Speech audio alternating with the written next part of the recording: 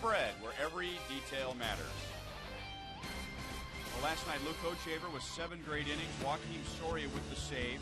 Back-to-back saves now, Frank, and both of those saves 3 up, 3 down. Well, the thing that I look at in Joakim Soria, Ryan, is command. Earlier when he came back, he was missing his spots, didn't have the velocity back where it was. Now the velocity's up to 93. He's able to hit that outside corner with his fastball. And the good thing about him is that he can go from 93 to 61 miles an hour with the same command of the strike zone. And that's impressive. Here's the Kia scouting report on tonight's starter, Brian Bannister. Well, Brian Bannister is 3-1 versus the Twins. But I think right now, the thing with him I like is that he's pitching more inside, right? And by pitching inside, now he's setting his cutter up better. And that's what he's got to do to be successful, pitch both sides of himself.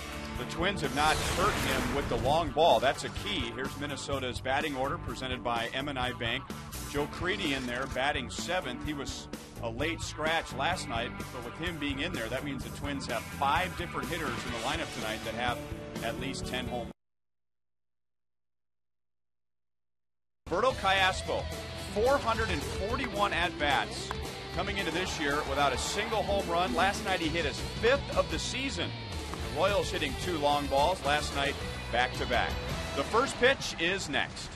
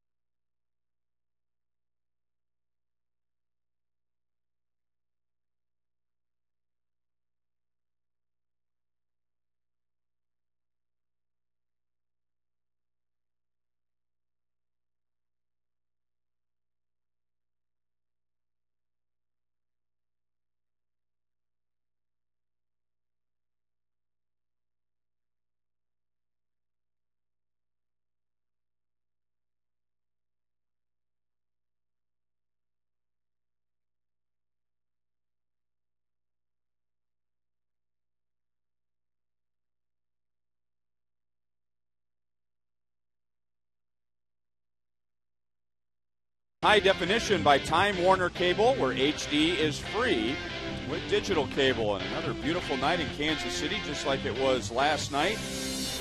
Royals hoping for the same final result, beating the Twins 4-2. Ron Gardenhire in his 8th year as manager of the Minnesota Twins. They are back at 500, 39-39. That's 23 days this year. The Twins have been at 500, and that is the most in the major leagues. They have never been higher than 1 game above, and they haven't been any lower than 5 games below.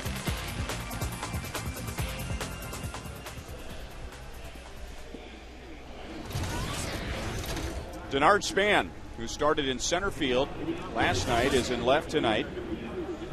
He was 1 for 3 with a walk and a run scored.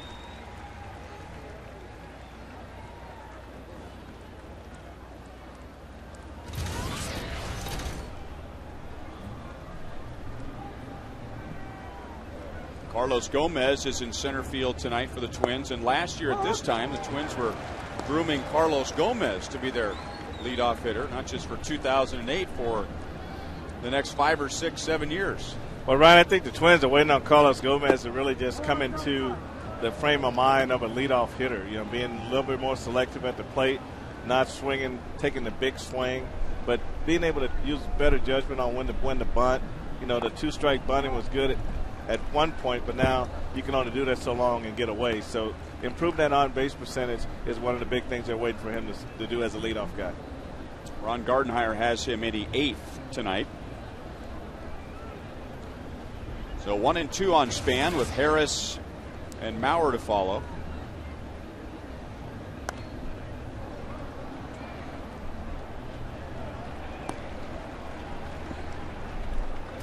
'81 beautiful degrees in Kansas City. We started on time at 7:10 Central Daylight Time, and the official time and temp presented by the parking spot.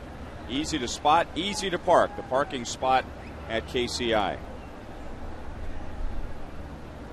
Another 1-2 to Span.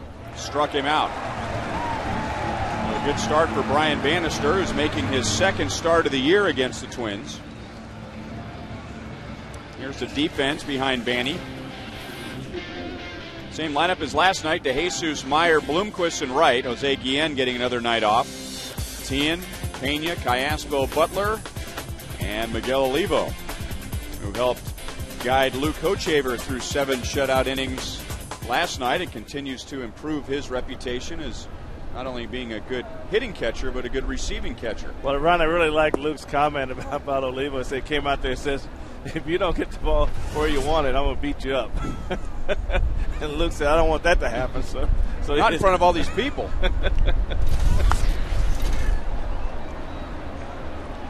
Three Royals chasing. Bloomquist across the line to the barrier wall. It couldn't quite get it.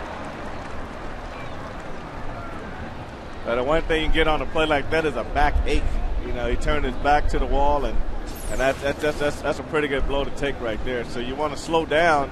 You better to slow down and get as close as you can, but you don't want to take the brunt of that wall right to the small of the back.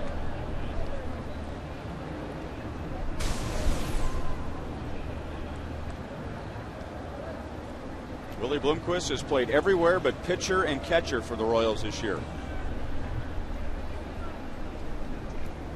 Brendan Harris 1 for 4 last night.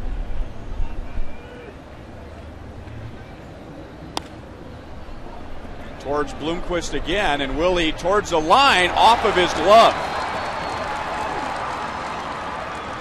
So Harris into second base with a 1-out double.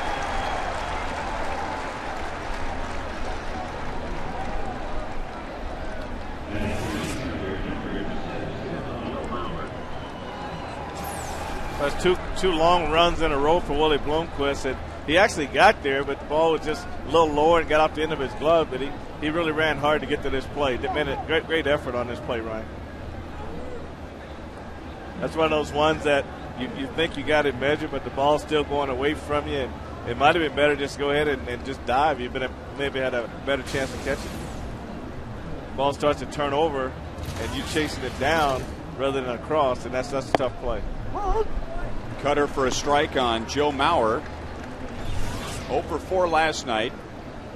0 for his last 7. And 9 for his last 41. So this is about as close to a Joe Mauer slump as you're going to get.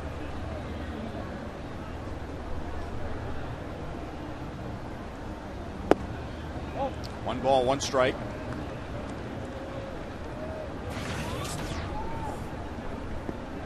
As we talked about in the open, he has already passed his career high in home runs, which was 13. He has 14. Remember, he missed the first month of the season, and we're not even to the All-Star break yet.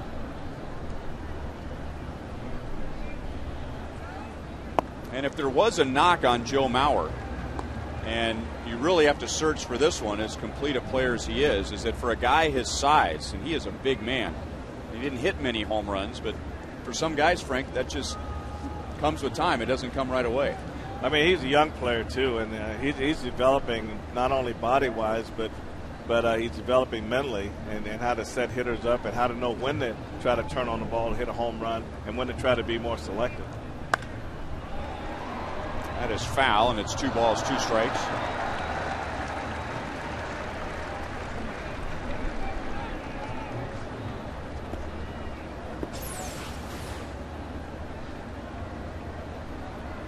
Look at that. Nice catch by a Cleveland Indians fan. Well, that was a great catch. It probably saved somebody's life on that catch right there. That ball was hot going in there. It all begins with bringing your glove to the game. Just missed the inside, 3-2 on Mauer. Banny started against the Twins on May the 2nd. Royals won that game in extra innings, but he took a no decision. 5 1/3 innings. Gave up 6 runs, but 3 were unearned. The Royals had errors in that game committed by Mike Aviles and Coco Crisp.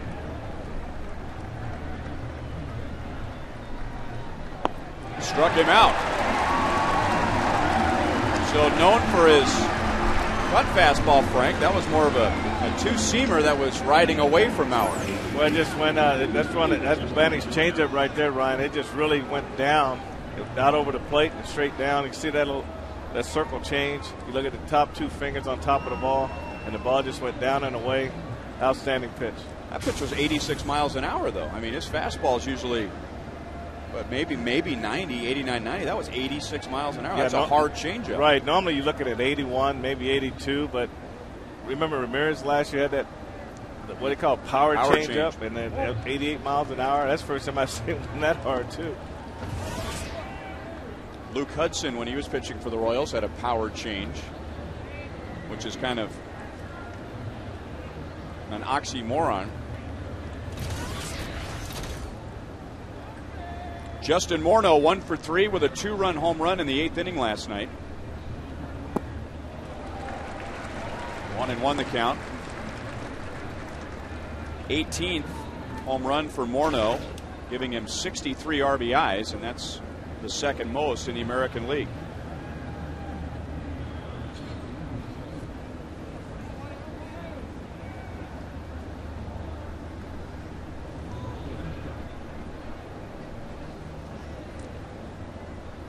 Brendan Harris at second base with 2 down. Olivo wanted that pitch down. It was. And the count is 2-1.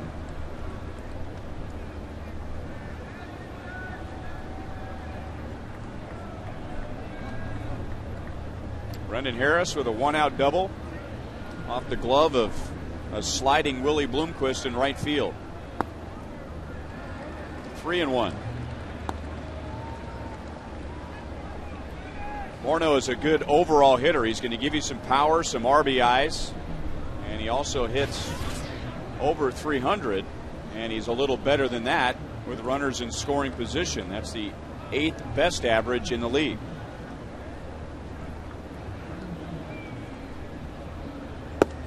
Great pitch, 3-2. Bannister really hitting the corners. And the one thing he's doing, Ryan, is he's really throwing his changeup harder tonight for some reason, and there he just throws a 2-seamer to the outside corner. He showed where he just hit the glove, and the glove was where the strike was, and Morneau couldn't swing it. That's a great pitch, but I've never seen him throw his changeup this hard. This one's in the dirt, and Morneau takes a walk. So he's 87, 88 on his changeup. Maybe by throwing it harder, it turns over a lot better than by throwing it softer. It may run across the zone. Now he's making the ball turn over. Well, he fooled me when he struck out Joe Mauer because I saw the pitch kind of fade, but then I saw 86. I think for most people, that's a pretty good velocity for a sinking fastball. Sinking fastball, cutter maybe, but you know, Banny's never been one to stay the same. So.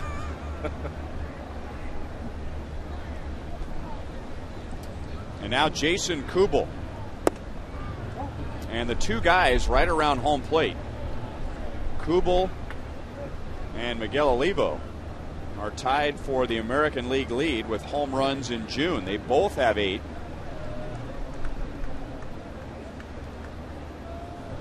Kubel has one more home run overall at 13.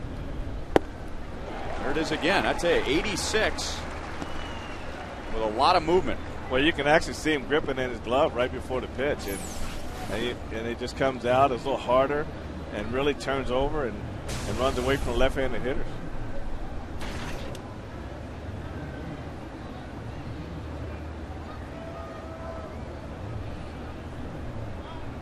Kubel 0 for 3 with a walk last night. Still 1 ball, 2 strikes.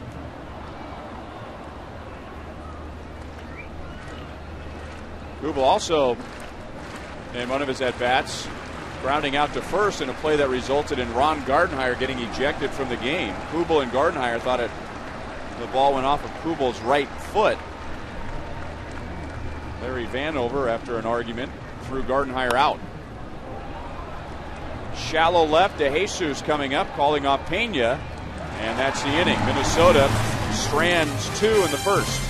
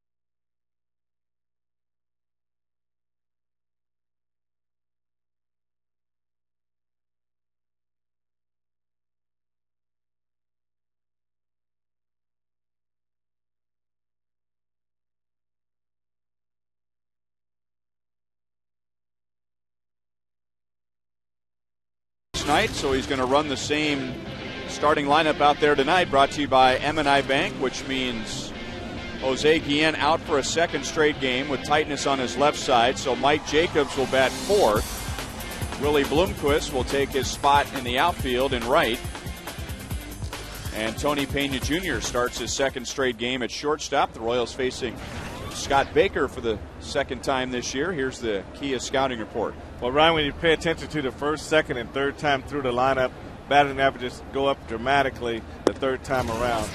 And, you know, Scott Baker is a strike thrower. He puts the ball in play, but that's just an astronomical number for that. Well, you're probably talking, the fifth, sixth inning of the ball game, maybe the seventh if he's throwing well. And we saw Exhibit A on May the 3rd when Scott Baker had a no-hitter against the Royals through 6 innings, and then he didn't get a single out in the 7th. The Royals scored 5, ended up winning that game 2-1 on to Jesus, and the big hit was a 3-run home run from Jose Guillen, who's not in the lineup tonight.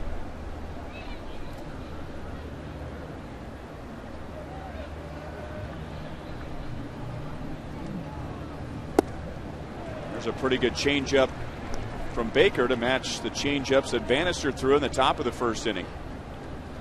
David last night 2 for 5, could have been 4 for 5. He had 2 lineouts to center field and left field. I talked to him before the game today, and he was so excited about that approach he had last night, and he wants to take it into today's game, and he just want to let the inside pitch take care of itself and just stay just where he's at right there. Going to take a wide turnaround first. He's going to challenge Denard Span, and he's in there with a double.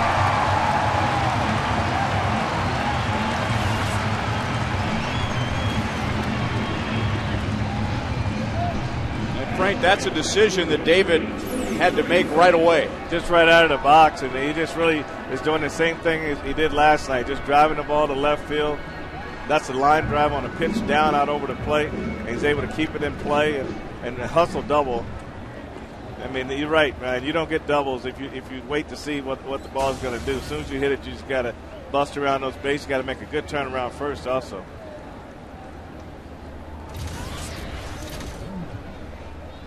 And now Willie Bloomquist trying to get something at least to the right side. Willie hitless last night, did reach with a walk.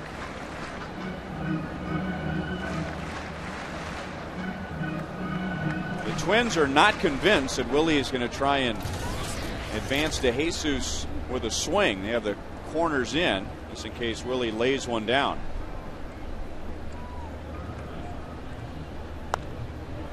He's taking a shot towards right field. 1 ball, 1 strike.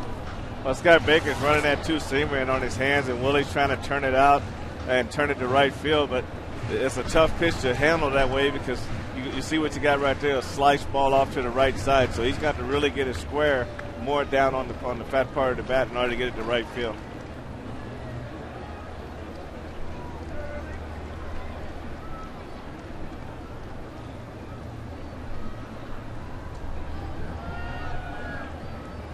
Doesn't want to take any chances showing a bunt.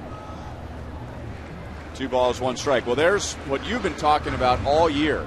You need to get the job done, and Willie's taken a little dip as far as his batting average goes the past week or so. So if you're not swinging it well, you got to resort to whatever it takes to get the runner over. And you also have to know too, Ryan, that what the pitcher's trying to do. He's trying to run the two-seamer in. So if he's doing that, that's a real good pitch also to bunt to third base. So Willie's making that effort to get it over there, but he knows how tough it is to turn that two-seamer out in the right field.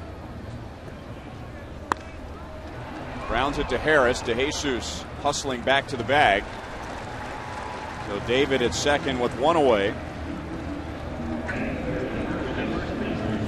And now Billy Butler.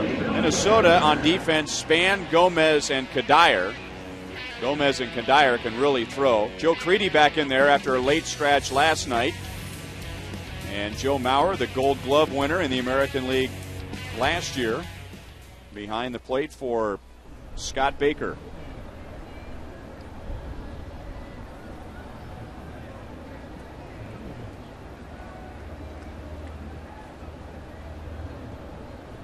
Billy Butler, 2 hits and 5 at-bats last night. One of his outs, he flied to the warning track in center field. There's that two-seamer inside, ball 1.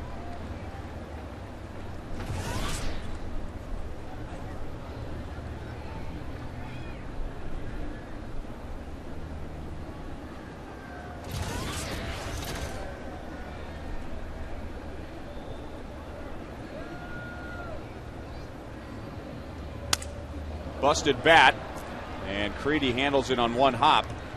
2 down. That makes Billy Butler 1 out of 17 in his career against Baker. Well, that's the one pitch you got to lay off of right there, and that's the pitch he was throwing Willie Bloomquist, and it makes it hard to turn that ball away. If it keeps it down, Ryan, around the knees, then you can get that ball to right field. But it keeps it up on your hands and it's boring in like that. It's really hard to do anything but what Billy did right there. Jacobs 0 for 4 with a walk last night.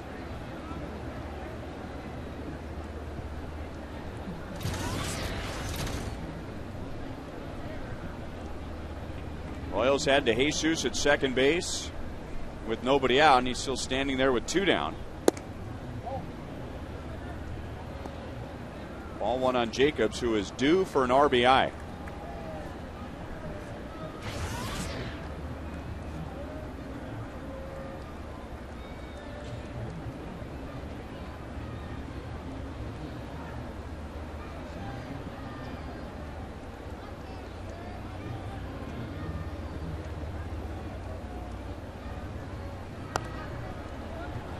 One ball, 1 strike.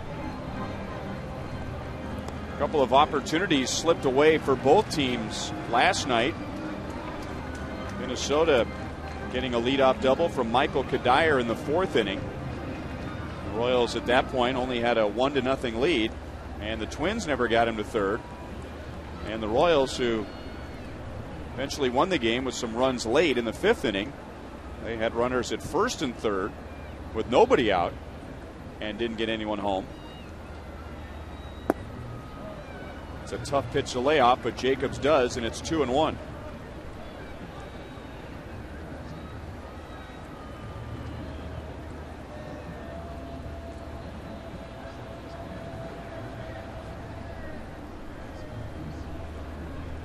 It has been over a month since Mike Jacobs has driven in a runner in scoring position.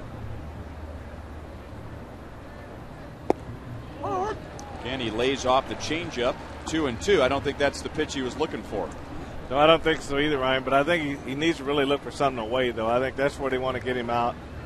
He had a good pitch to hit earlier in the count, but he fouled it back.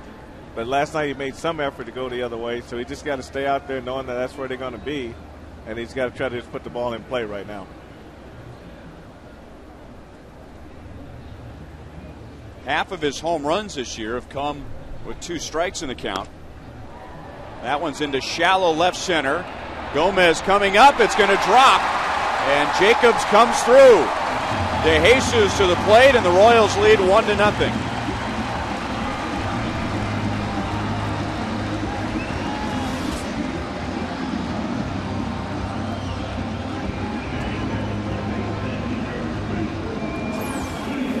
They always say sometimes, Ryan, it's good to get jammed, and when you're focused on hitting the ball the other way, that's what happens sometimes. If you look in the pull, it might have been a different story, but he's strong enough that fastball got in on his hands, and he was strong enough to hit it over shortstop for a base hit.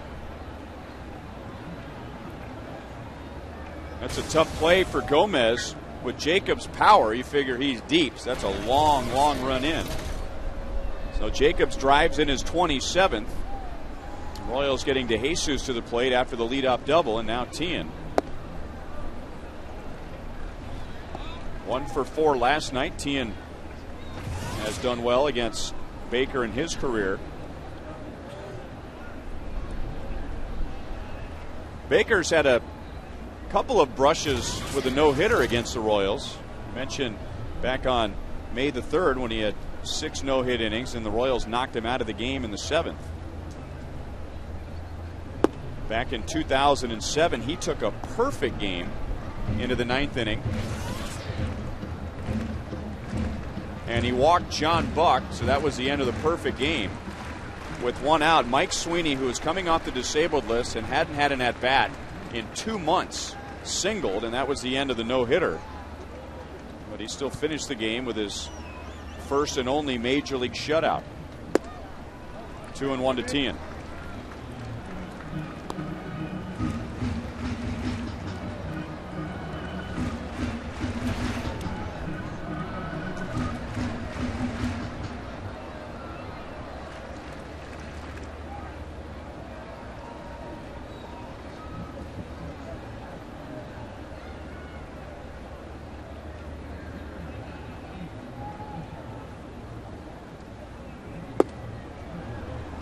Two and two. Talking to Mark Tien about Scott Baker before the game tonight.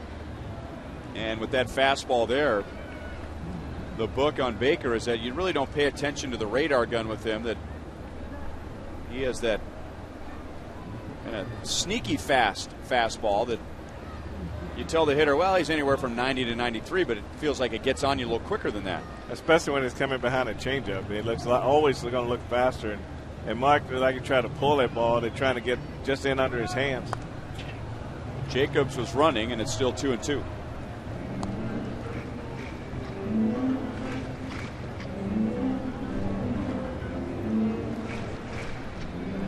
As a compliment, Mark Tien describes Scott Baker as a typical Twins pitcher. Mixes all of his pitches, can put pretty much any pitch where he wants it, any count. Nothing that's going to scare you as far as overpowering stuff, but you just never know what's coming next. There's no pattern. And Mark works a full count. You know, usually when you talk to Rick Anderson, mainly what they want to try to do is pitch down. You know, they want to pitch both sides of the plate, but they want to pitch down and they want to change speeds. But the thing they don't want to do, they don't want to walk you. And no surprise if you've been following Minnesota over the past 7-8 years. They have the fewest walks again this year in the American League. And Baker is one of the best in the league as far as fewest walks per 9 innings. Only 16 walks and 87 2/3 innings. Jacobs will be running on this 3-2 pitch. And Tien takes ball 4. It's only the 17th time that someone has walked against Baker, and now 2 on for Callaspo. The Royals have made Baker spend 23 of his pitches.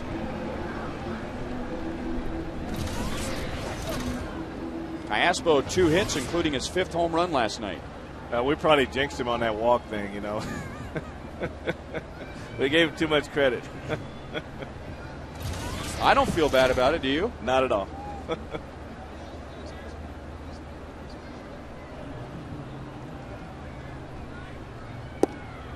Breaking ball for strike 1. Well, this is Alberto last night, Ryan. He just stayed back and really let his hands do the work on that home run. I talked to Kevin Seitzer before the game, and he was getting to the point where he wanted to swing and run at the same time. So he wanted to get him to sit back, stay in his stance, and let his hands work. And you saw a good example of those hands working last night. 0-2. Callaspo's home run was the first of back-to-back home runs against Nick Blackburn in the 6th inning. That turned a 1-0 game into a 3-0 game. Royals added a run in the 7th. Well, watch Callaspo's feet here, Ryan. Now, if he stays where he's supposed to be and not try to get out of there too fast, see how everything just wanted to go to first base. Where Kevin wants him to do is just stand there and just let his hands do the work. And they just had way too much body in that swing.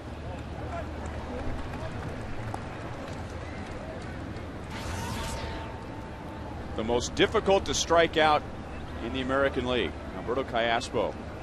And Pedroia and Polanco are regulars in this category. They were 1-2 last year. It was Polanco and then Pedroia. All play the same position. Still 1 ball, 2 strikes.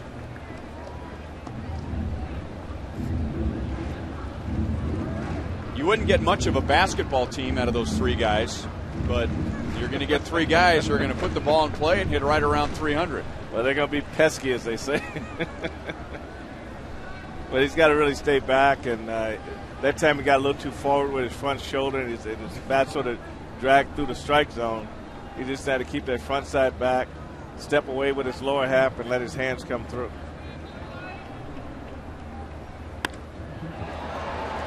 Left center field, slicing towards Span, and he runs it down, and that's the inning. It's a long inning for Baker, and the Royals take a 1-0 lead.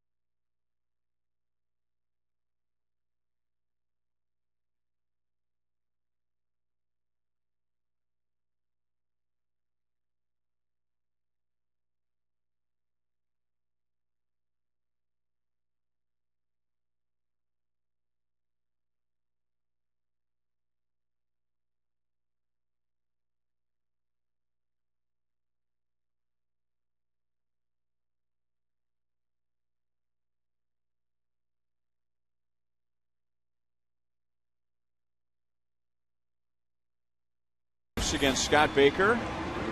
Tonight's You Call It, presented by Sprint. Who do you think will lead the Royals in home runs this year? Miguel Olivo, who leads the team at the moment with 12. Mike Jacobs with 10.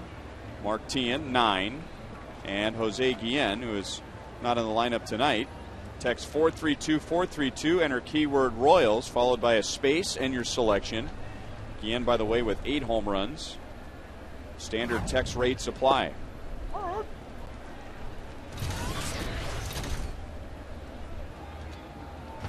0-1 on Michael Kadire. 1 for 4 with a double last night. Also committed an error, leading to a Royals unearned run. It's 0-2.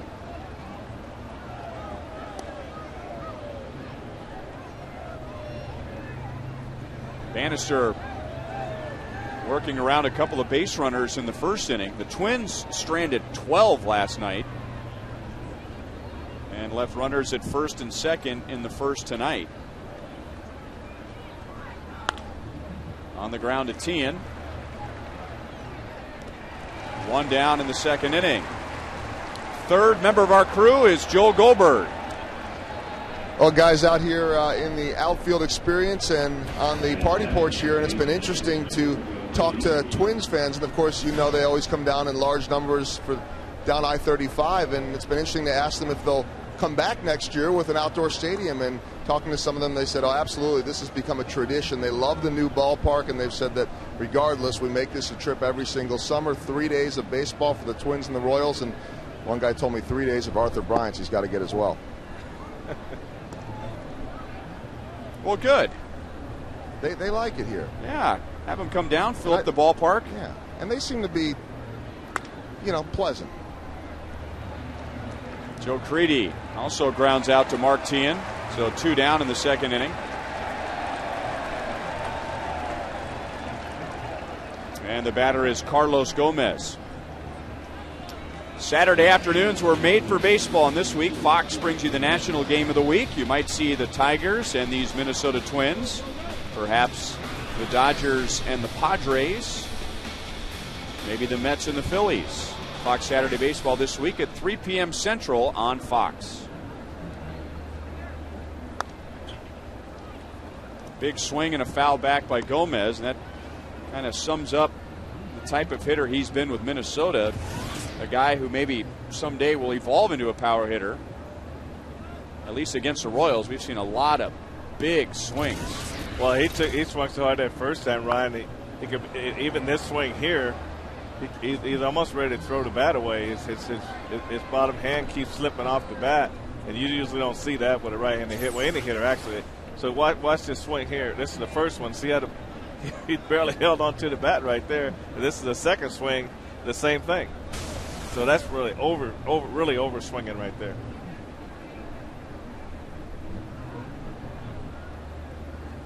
Batting just .228 and only 1 home run.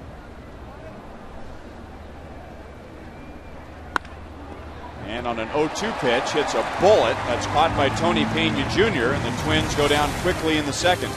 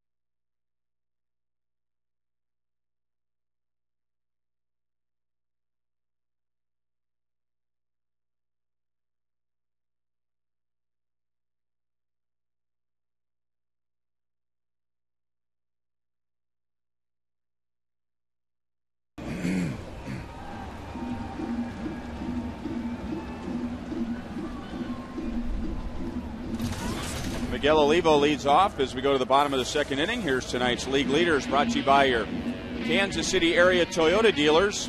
5 players tied with 8 home runs in the American League. That is the most. 2 of them in the game tonight, Olivo and Kubel.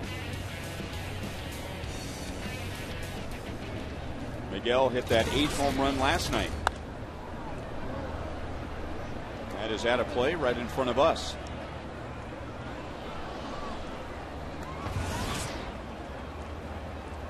Miguel had 3 hits and was just a double shy of hitting for the cycle. It is first triple of the year, 12th home run. Also had a single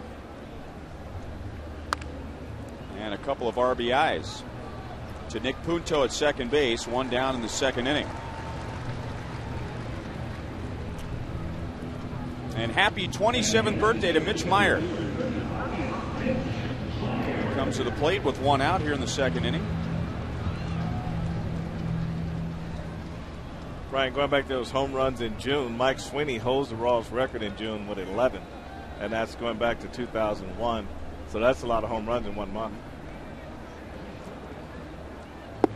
Well, that would put you on pace for 66 home runs. That's a pretty good year. That's a pretty good year for asking questions.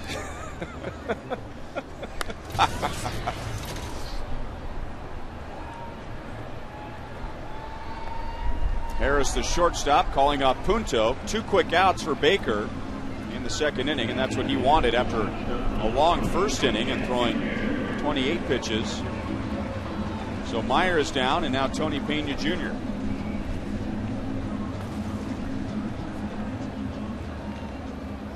TJ was 1 for 4 last night.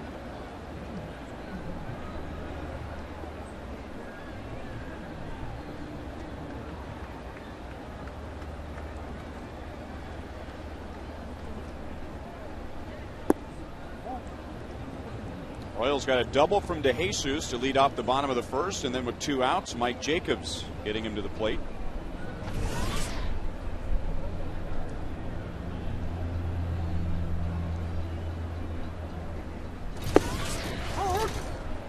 One and one. Baker started the year on the disabled list. He had a stiff shoulder, didn't make his first start until the middle of April, and had gotten off to a slow start before facing the Royals on May the 3rd.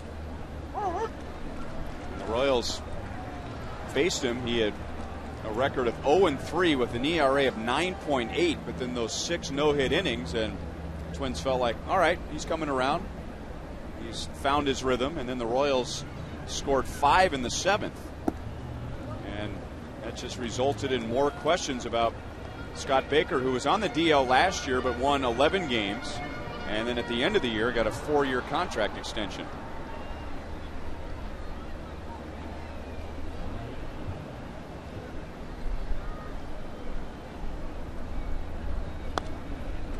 Still 2-2.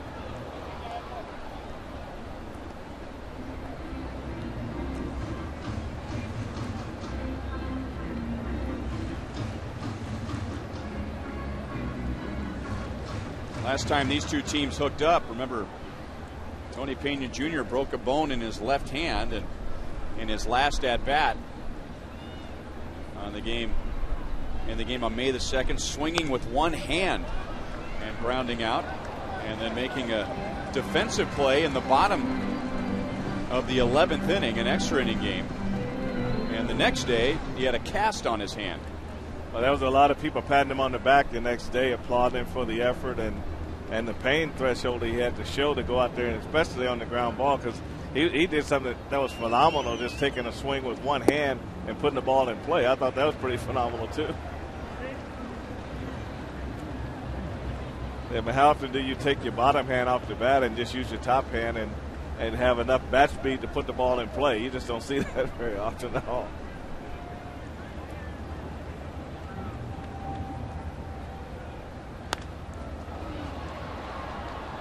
Dyer in right field is there. That's the inning.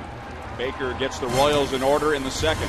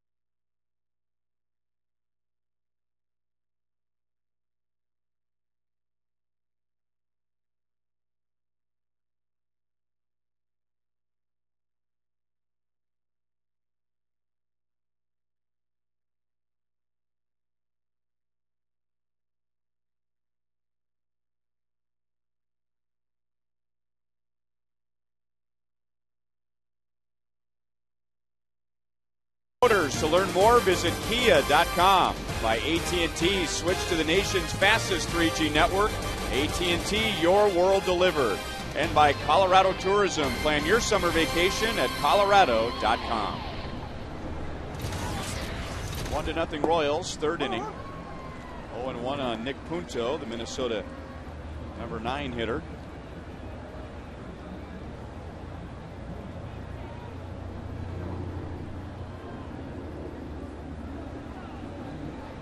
Punto 0 for 3 in last night's game.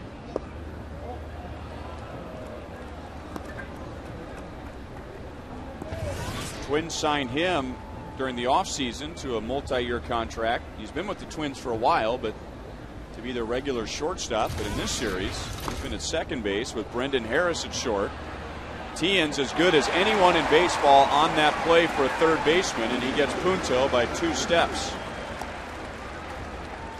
That's just my humble opinion. Well, that was an outstanding play. I mean, this ball was bouncing.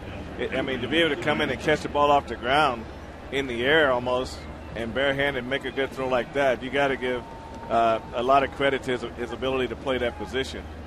I mean, he got it. And what I like about it is, Ryan, he didn't try to throw the ball down under. He came out top, and that's what kept the ball straight to first base. 0-1 on Denard Span, who opened the game with a strikeout against Bannister.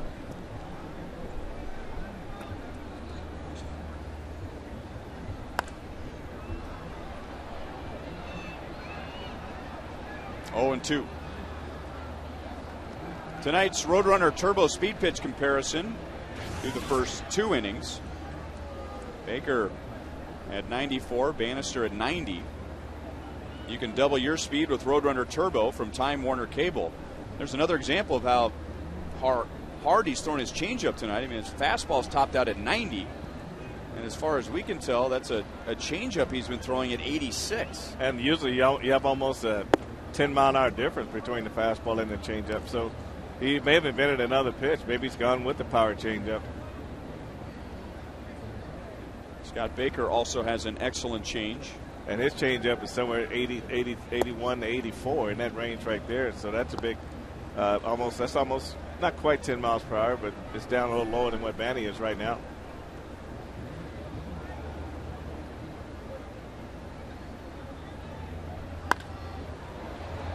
Driven to right center, and Bloomquist over from right. 2 down in the third inning. Span is 0 for 2.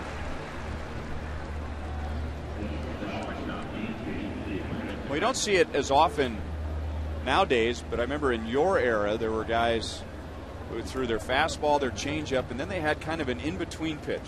They would call it a BP fastball.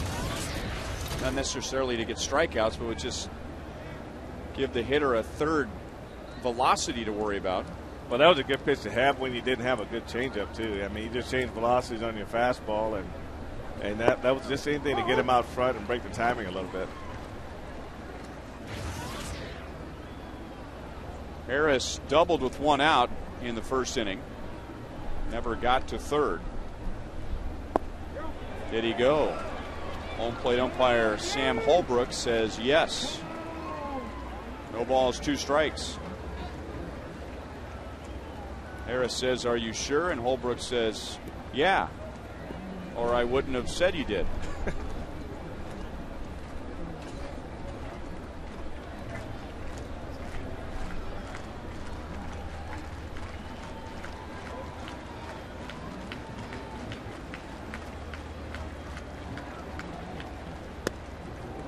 Tried to pitch inside, and he overthrew it high.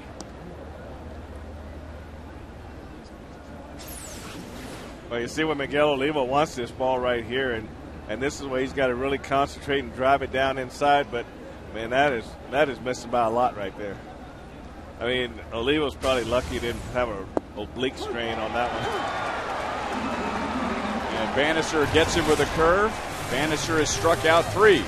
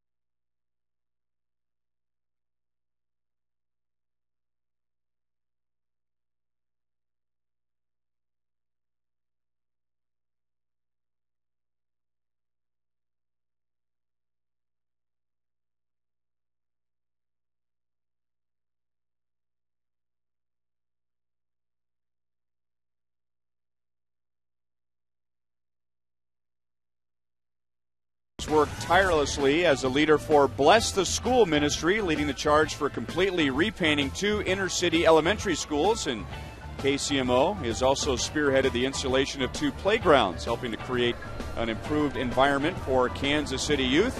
And he's enjoying tonight's game in the Buck O'Neill Legacy seat. David DeJesus led off the bottom of the first with a double and then scored with 2 outs on a Mike Jacobs single. David 3 out of 6 in the series and has really swung the bat well.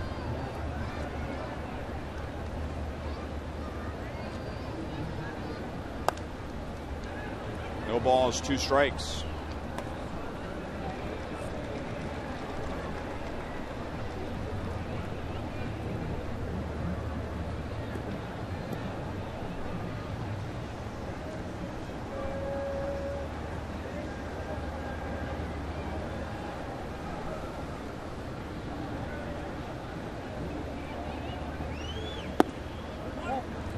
One and 2.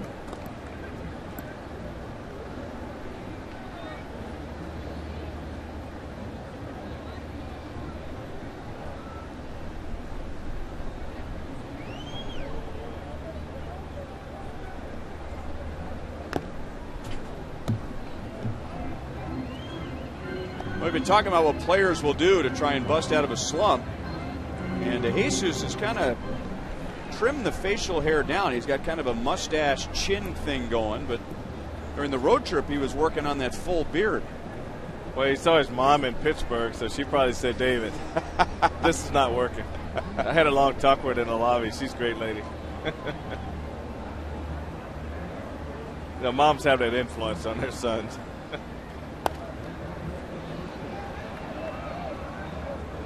What's the tipping point between you need some hits and you'll alter your uniform to making the transition to nope, it has to do with the facial hair? I can never grow a beard that fast, so I'm not sure. Mac Jacobs had the little thing underneath. You know, Holshaver last night had the new goatee going, and I don't know. Some days they probably feel young. Some days they want to feel more mature, so they grow hair on their face. I'm not sure what it's all about. But if I knew it was that simple, everybody would do it. Now, if you have the facial hair and the pants pulled up to below the knees, you must really be struggling. and do you want anybody to know? Yeah, that's the key. You're kind of giving it away, aren't you? Gomez handles yet another line drive out for DeJesus in this series. 1 away for Baker in the 3rd inning. Now, college and high school students, don't forget about Ink College Nights, which offers $7 lower level seats if you have a valid school ID. They're available every Wednesday at Hoffman Stadium's box office. The next one is tomorrow, but tomorrow's a day game at 1:10. And the Royals are also hosting a happy hour with concession specials in the outfield experience. So come on out. Gil Mesh for the Royals and Glenn Perkins for the Twins. Punto over from second to retire Bloomquist. Willie is 0 for 2. And 2 quick outs for Scott Baker in the 3rd inning. Now, Ryan, one thing about statistics is that the other team knows who's struggling on your ball club. And when you come out with different things, the uniform, the hair, and you let it be known you're trying to change things, then you kind of let them know where your frame of mind is, too. And that's what you don't want to do. You always want to appear to be on the attack and not like you're searching for something. Very interesting.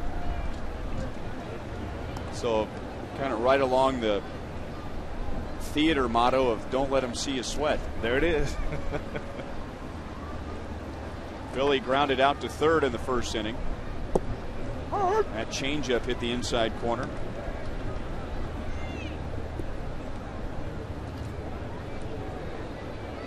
Baker out of the Big 12, drafted by the Twins in the 2nd round back in 2003 out of Oklahoma State. He is from Shreveport, Louisiana.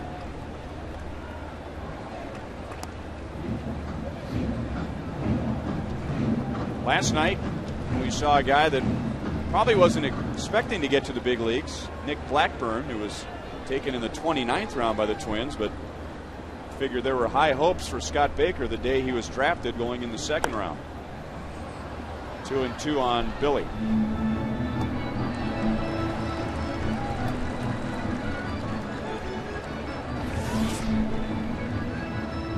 Scott Baker's got plenty of arm, Ryan, and he got a good enough fastball. He's got a good repertoire of pitches, and with basically what I've seen out of Scott Baker, he's just up a lot more than he would like to be. His two-seamer is not going down as well as he wanted to, and everything's sort of staying up.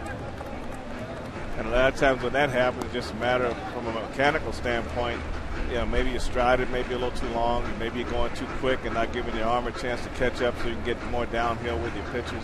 So you got to look at a few things like that with it. But if he's healthy, got the pitches, and he's up, then they got to figure out a way to get him back down. 3-2, and there's a stat that supports that, Frank.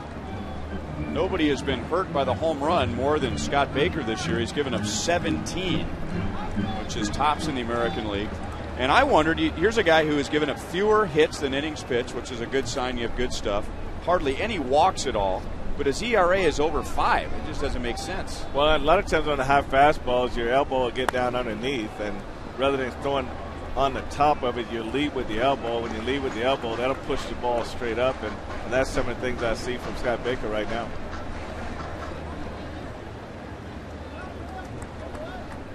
Billy giving him a battle. He's fouled off 3 in this at-bat. So Baker and Jeremy Guthrie with 17 home runs allowed, and then Armando Galarraga is having a rough year for the Tigers after having a good year last year. Another foul ball, and that's 4 in this at-bat for Butler.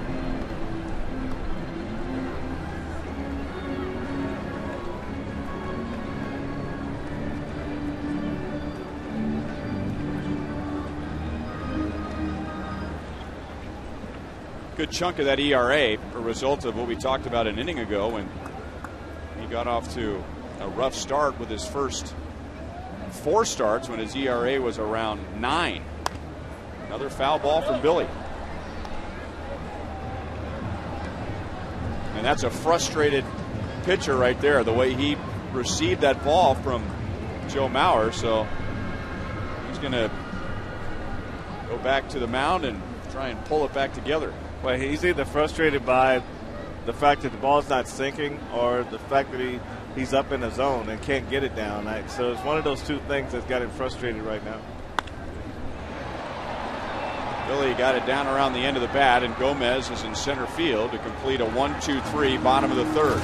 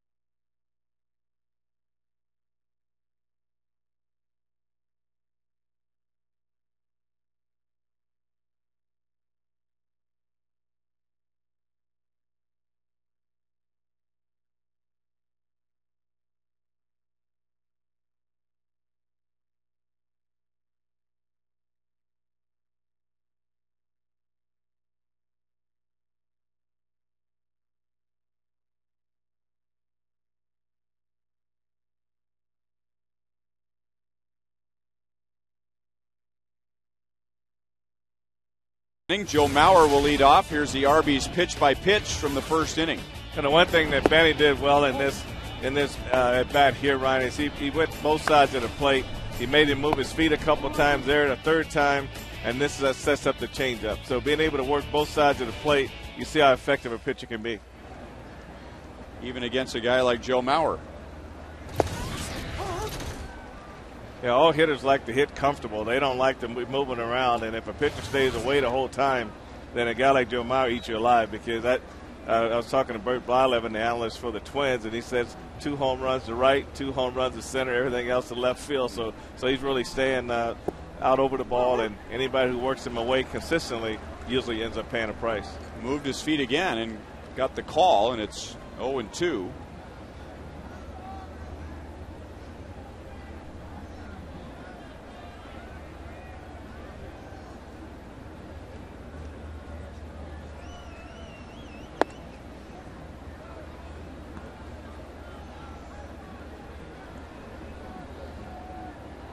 Joe Mauer this year on the cover of Sports Illustrated for the second time. Not the second time this year, but the second time since becoming a Twin. Didn't get a very good swing on that one, and David running up and left. So Mauer is 0 for 6 in the series, 1 down in the 4th inning. Final game of the series is tomorrow at 1:10. Gil Mesh will pitch for the Royals, and Glenn Perkins for Minnesota. Royals live at 12:30. You know where Perkins went to school, don't you?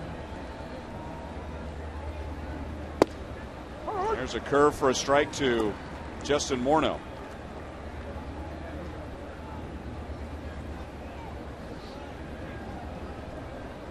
You don't know? Oh, anytime you give me that look, he went to your school. The world-renowned academic and athletic institution, the University of Minnesota. Morneau walked in the first inning, Bannister's only walk.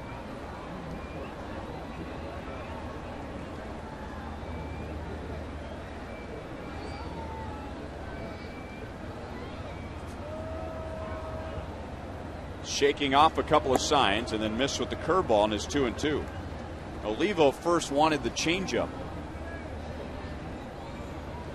Typically 1 is a fastball, 2 a curveball, 3 a slider, and when they wiggle the fingers, that's a changeup. This should be a slider or a cutter, and it stayed up, and Morneau pounds it just foul. The one thing we know about Justin Morneau is that if you hang a ball, he knows what to do with it, and he had a home run last night off of Scott Bell, off of John Bell, that hit the back wall, and that was a rocket. So you really have to pitch him down.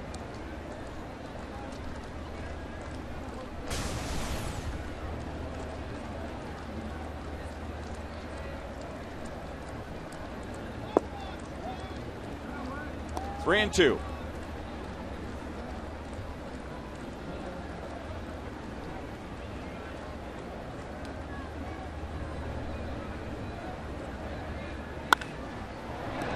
Golf to deep right center field. And all Myron Blomqvist can do is watch it land the second tier of the Fountains. So 2 home runs in this series. And now Justin Morneau with his first Major League home run and his most recent Major League home run in the same spot. Second tier of the Fountains at Kauffman Stadium. Randy, he really went down and just got this ball. This ball was just starting to turn over.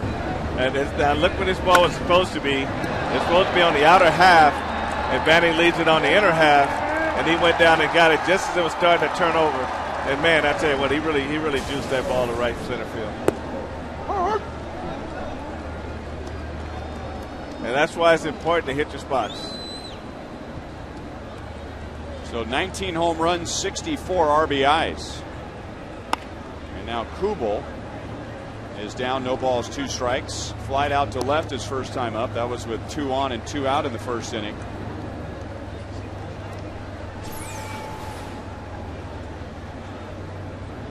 But you can see where this ball comes down, and The people on the Pepsi party point thought they had a home run, but that one just kept going and going and going, and it just splashed. You know, in the old days, they used to have a top on those fountains, and when you hit that second tier, it would just bounce and just keep going up over the top there. I don't know where the term comes from, but one way to describe the upper deck, you'd say the upper tank. You hit one into the upper tank. Well, it's literal here at Kauffman Stadium. Kadire shoots one into center field. He's 1 for 2. Back in 2003, Justin Morneau's first Major League at-bat landed almost in that same spot against former Royals great Albie Lopez.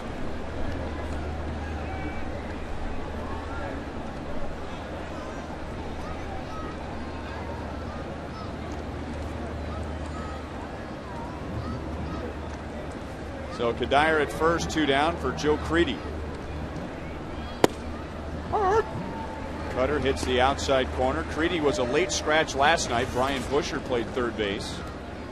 And Creedy, who's had back problems going back to 2005. He had surgery in 2007. And the back a little stiff last night, so Ron Gardenhire held him out. Kind of a surprise that he ended up with the Twins. I mean, he's an outstanding defensive third baseman, good clutch hitter, but the guy with a bad lower back playing on that turf in Minnesota.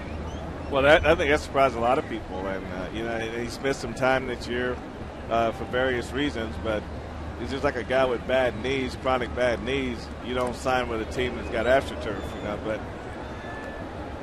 But who knows why players do what they do. Born in Jefferson City, grew up in Westphalia, which is about 15 minutes outside of Jeff City. He's always had a big fan club when he would come to Kauffman Stadium, and he's always played well at Kauffman Stadium.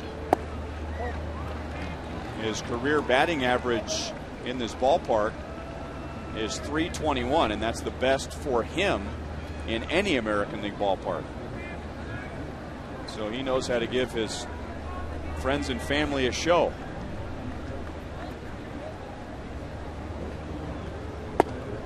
Changeup strikes him out. That's the inning. But Morneau's long home run ties the game.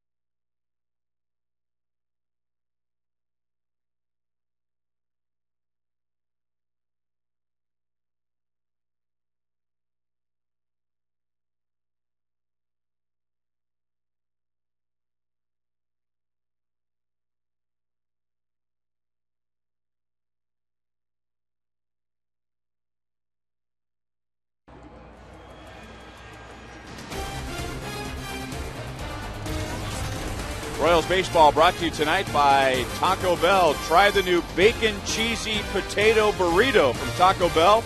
It's big bacon taste. Guys can't resist. Apparently gals steer clear, but it's a taste that guys can't resist.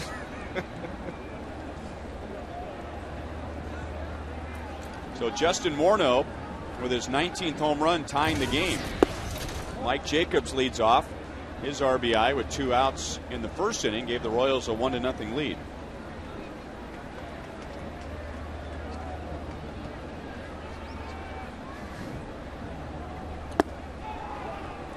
Two and 0.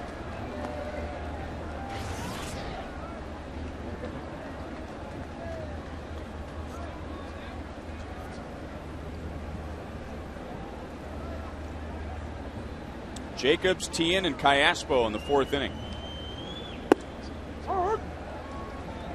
2 and 1.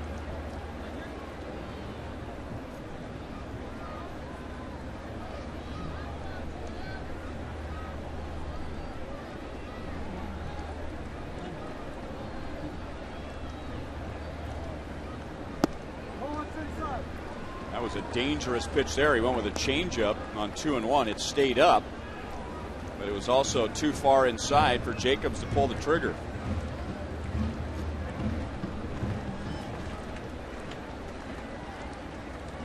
After giving up a run in the first inning, Baker has retired the last 7. And that's stroked into center. Beautiful swing. So Jacobs is 2 for 2. And the Royals have their first runner since the first inning. Coming up on the 4th of July, that's Saturday at 12:10. First 10,000 ladies will receive this halter top, and the first 10,000 guys will get a classic ringer tee thanks to KMCI 38th the spot.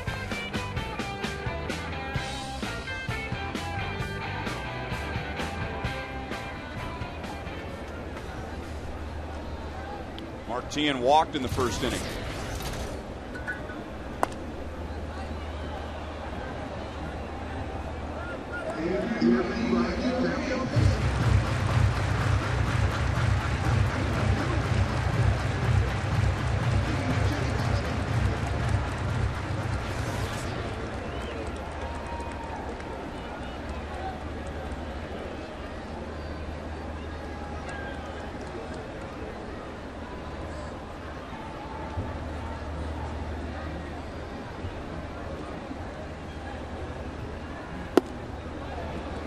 No balls, 2 strikes.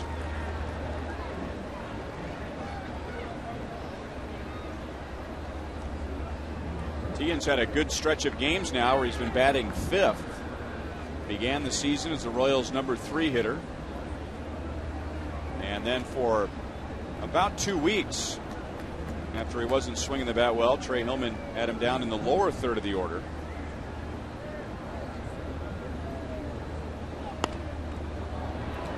Looped into shallow left, and that's going to drop. So 2 on, nobody out in the 4th inning. Tien with a single on an 0-2 pitch.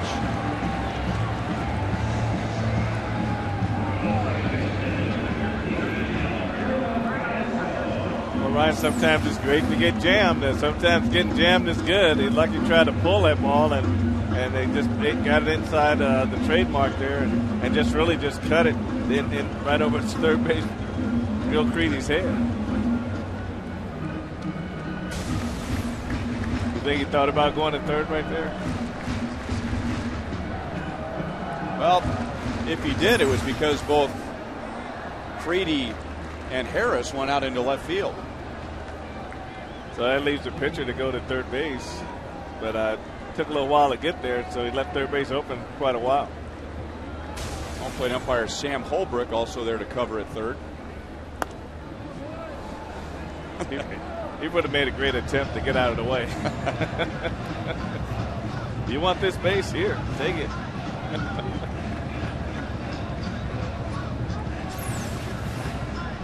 He's right there. Whoa! I didn't mean to get that close. You know, Baker's really got, with Tien and Jacobs and Cayaspo, all 3. I don't know if this is intentional or not, Ryan, but they're really chasing the high fastball off of him and then just really hitting those skyers to the outfield. There's another one. Jacobs not going anywhere. The Twins thought that Cayaspo might lay down a bunt. They had Creedy on the grass at third, but surprisingly, Alberto Cayaspo has not laid down one single bunt all year, at least a sacrifice bunt. So first and second, one out. And now Miguel Olivo, who leads the Royals in home runs this year. And here's the Firestone leaderboard showing you the Royals home run leaders. You know, Ryan, I go back to spring training. We talked about it early in the season and how hard that Trey Hillman worked the guys on bunting. And if you're going to play second base and if you're not going to hit a lot of home runs, and there are going to be a lot of times during the course of the year where you should be able to get a bunt down and to be not called upon the bunt because you can't bunt. I don't know if that's going to work for a long period of time. You got to keep working at it. At some point of the season, you got to be beneficial to your ball club in that area. Well, he's hit his first 5 home runs this year, Callaspo has, but that's 5 home runs and 257 at bats.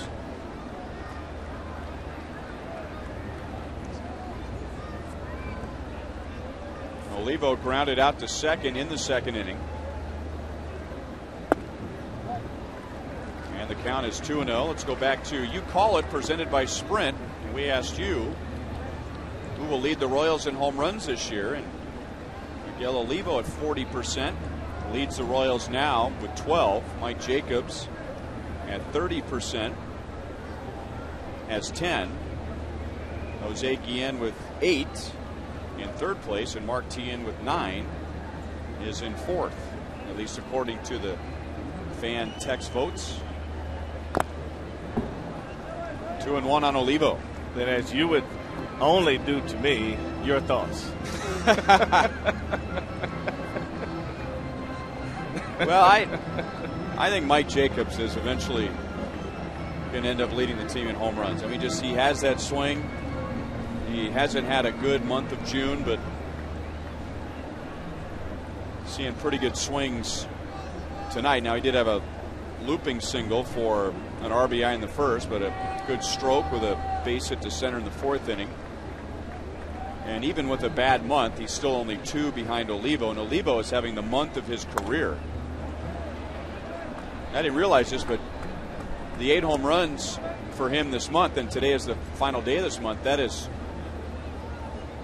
twice as many as any other month in his career. He never had more than 4 in a month. So one guy who's struggling but has the track record in home runs in Jacobs, and another guy who is going to hit some home runs but is really having the month of his life.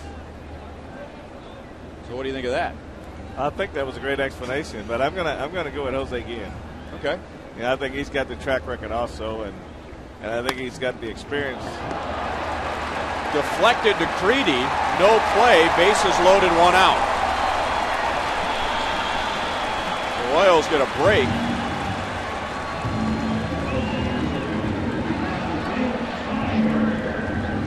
And they're loaded up for Meyer.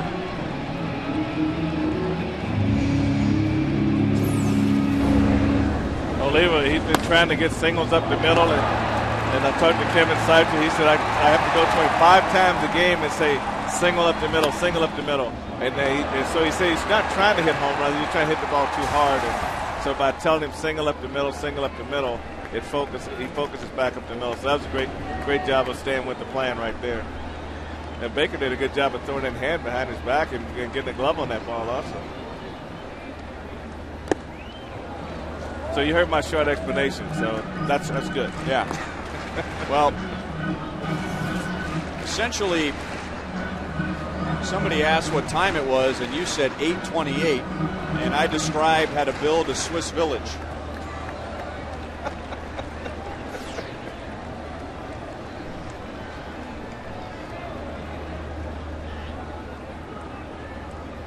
Meyer popped out to short in the second inning.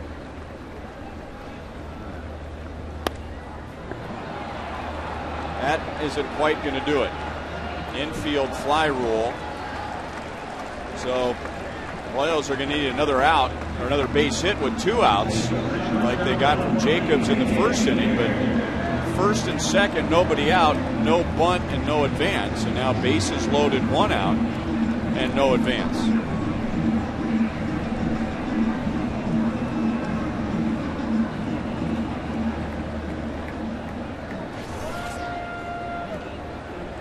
TJ flied out to right in the second inning.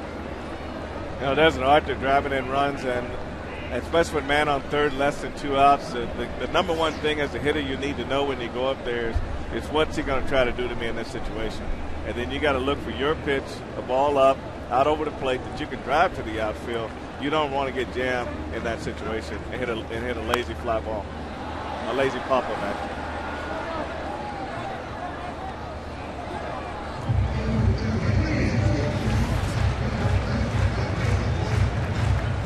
Tony Pena Jr. has done some of his best work in the big leagues with the bases loaded. 0 for 1 this year, but 6 out of 16 overall with 13 driven in. Well, the base hit right here, Ryan, won't not only make his teammates happy and manager Trey Hillman, but I think it'll go a long way to helping Tony's confidence also and making him feel good about himself as a hitter. Trying to answer the Minnesota run in the top half of this inning. Great pitch over the outside, and Tony is down. No balls, 2 strikes.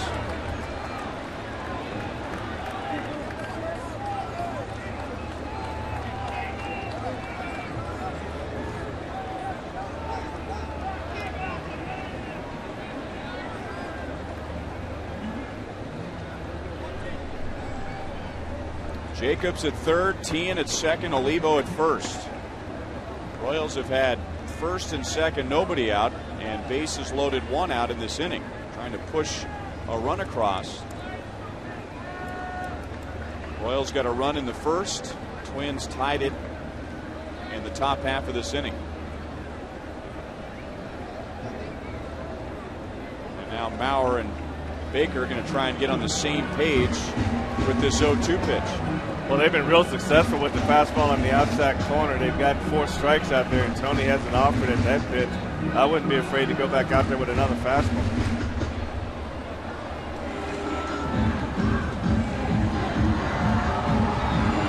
Did these meetings ever psych you out as a hitter? They ever get you trying to think, what are they talking about? What are they going to go with? Well, you're always thinking about something when they go out there and talk, but the one thing you try to remember is what the pitcher's out pitch is. What's his best pitch in this situation? And you look for that pitch and you try to make it be a strike, but the big thing with 2 strikes is don't try to overswing.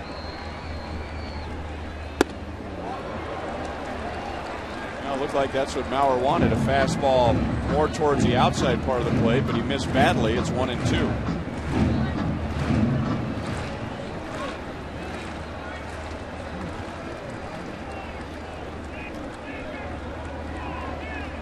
See, for Tony to hurt him on that pitch, he's got to make a concerted effort to go out there all the way, and he's been out there a lot, so now they're going to go out there again, and he just can't get it where he wants it.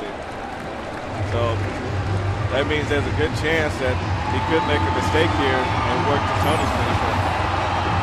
So they're supposed to be down into the outer half of the plate, and you can see where it backs up right back out over the plate. Baker really showing his frustration, bad body language. You can tell he is not happy with himself. And that plays to the other team. When the other team find you struggling out there, if you're struggling, you can kind of tell by where the pitch location is when you're on the bench. But when you see the body language of the pitcher, then you know you got him on the run. And at that point, you feel as an offense that you might be 1 hit away from being where you need to be and toward getting him out of the game. Again, he missed his spot. TJ should get a pretty good pitch here. Now, Baker doesn't want to walk a 103 hitter. Well, that's one of the tough things to do. You'd have missed so badly. So how do you get it all together to throw 1 pitch down the middle of the plate? So he just really got to center him right here and just try to stay back through the middle with him. Fouled it away. Count has gone from 0-2 to 3-2.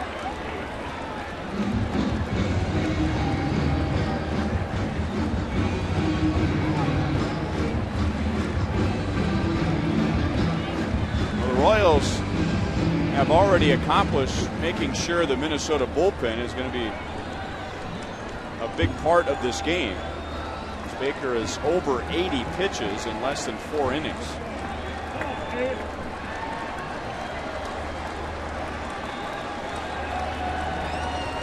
Runners will be going again. And TJ, that's a pretty good move there. Step out. Pitcher that's frustrated.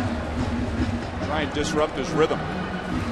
Well, when he takes that long to throw the ball, you know from a confidence standpoint, you feel like he's not very confident on the mound right now. So it really should be to Tony's advantage. He should get a pitch he can handle right here. And if it's not a strike where you want it, this is one of the few times on 3-2 that you can kind of zone in on your pitch. Runners are moving, and TJ fouls it away again. He's had two pretty good swings at fastballs over the heart of the plate. He's not going to get too many good ones like that, Ryan. He's had two good shots at him and missed both times. So sooner or later, the pitcher's going to win this battle. A 28-pitch first inning, and now he's going to throw at least 25 in this inning.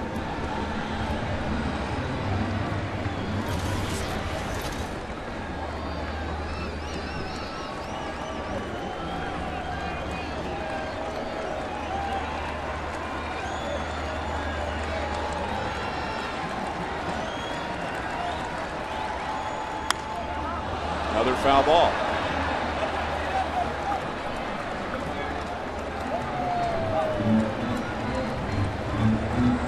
Well, it's an 8-pitch plate appearance, and in Kevin Seitzer's book, that is a quality at bat. You can see 8 pitches or more. But a productive at bat would be driving in a run.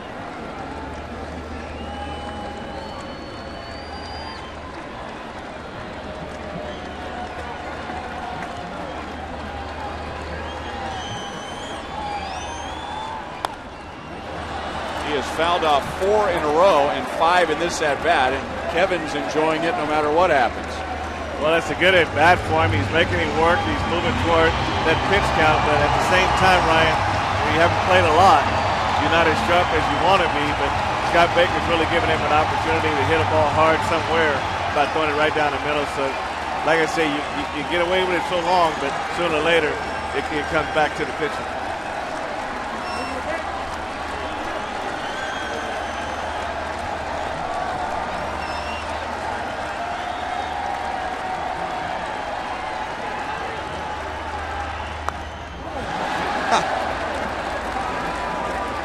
Well, it's a 10-pitch at bat.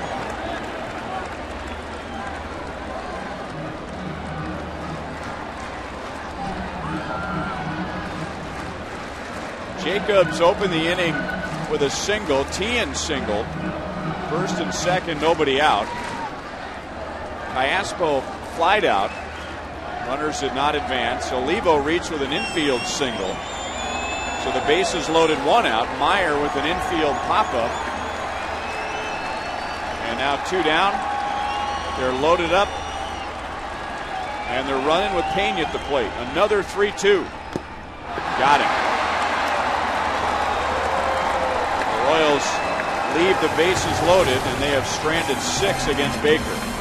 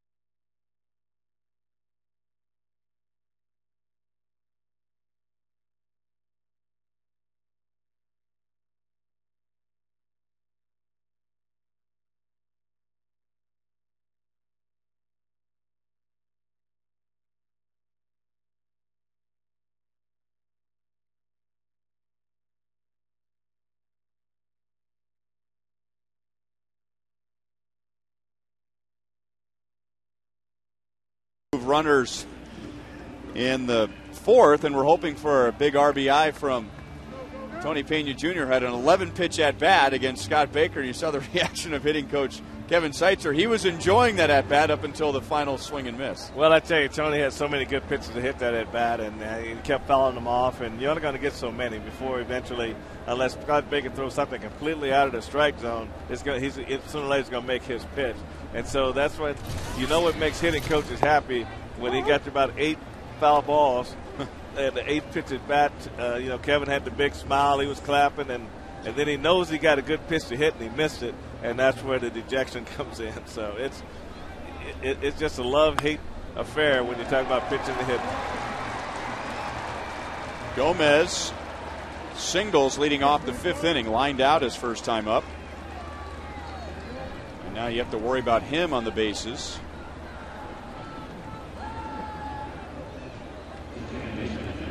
And now Nick Punto to the plate. Here's Banny's pitch count through 4+ innings, brought to you by James B. Nutter and Company. 64 pitches and a good strike-to-ball ratio. He has walked 1 and struck out 5, which is a big number for him in a little over 4 innings.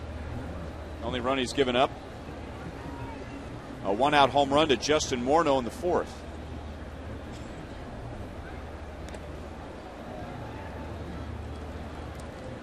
Gomez has stolen 7, and he's been thrown out 4 times. In his first year with the Twins last year, he stole 33, but he was playing a lot more at this point last year than he is this year. And he's running. Punto bounces it off the plate. Bannister throws him out. That's a tough play for Bannister, backing up on the upslope of the mound. But good footwork by the former college infielder. Gomez to second, 1 away. I think Gomez went around second hard, and he was going to see how this play developed. And you can tell he's had a lot of thoughts about going to third base on this play.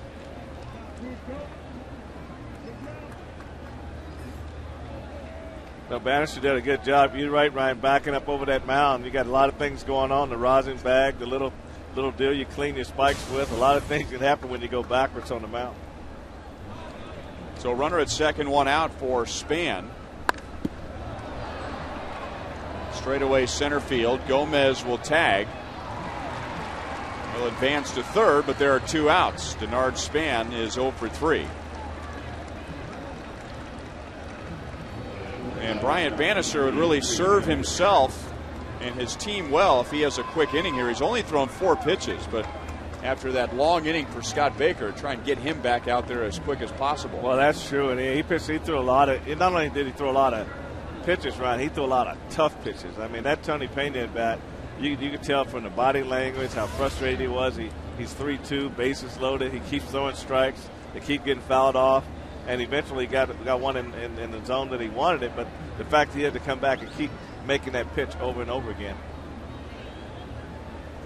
Harris doubled in the first, struck out in the third. And Bandy comes right at him with a fastball.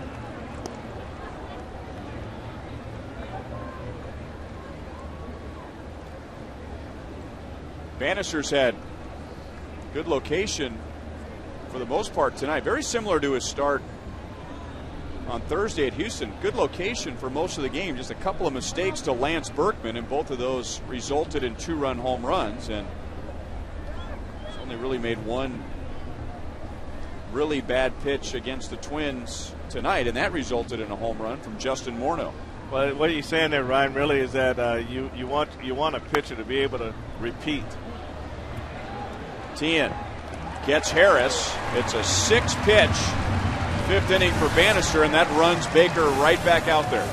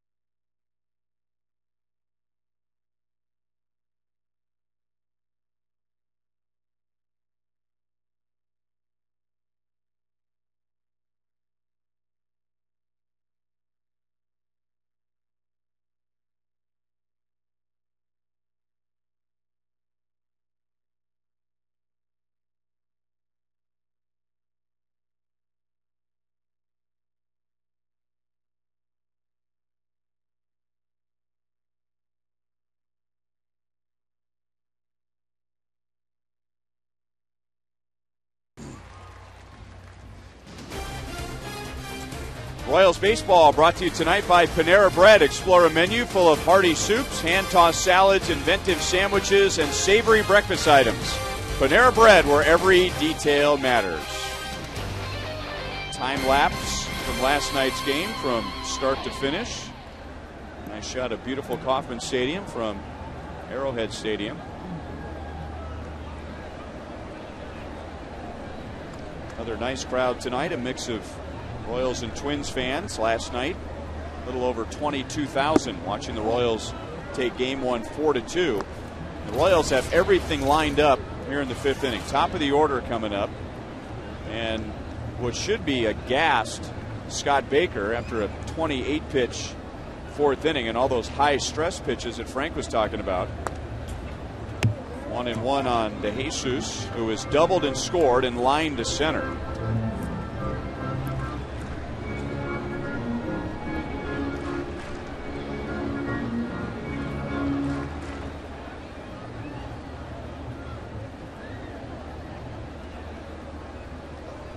Baker will go over 90 pitches in this inning and may even hit 100. He has had to work hard tonight to hold the Royals to just 1 run in 4 innings.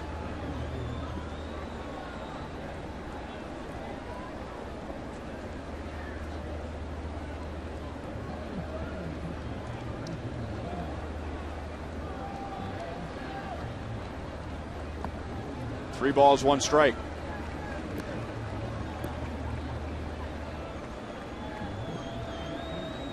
So David in this series is 3 out of 7 with 3 lineouts to the outfield. It's about as good as he's swung the bat this year in one series.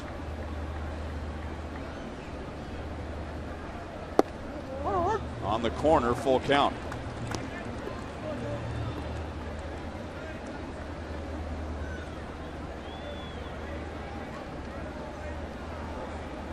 David coming home on a 2-out single from Mike Jacobs in the first inning.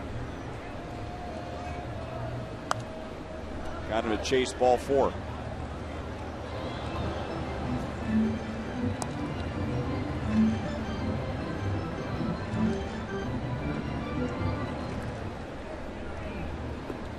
Biggest out that Baker has gotten tonight, Tony Pena Jr. with the bases loaded in the 4th inning. Count was 0-2. Then it was 3-2, and then TJ fouled off 5 pitches in a row until Baker struck him out. And now De Jesus giving him a battle leading off the 5th, and takes a leadoff walk. Second walk given up by Baker tonight, and only 18 this year. Coming up on Friday, it's a special Independence Weekend Fireworks Friday from Hy-Vee and Pepsi. It's also an Independence Honda Buck Night, with dollar specials on hot dogs, peanuts, small Pepsis, and game day magazines. Royals and the White Sox at 7:10.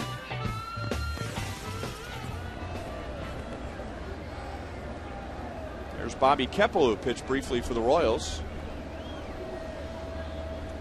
He was a guest of Joel Goldberg during Royals Live tonight. De Jesus was running, and Bloomquist fouls it into the upper deck on the first base side.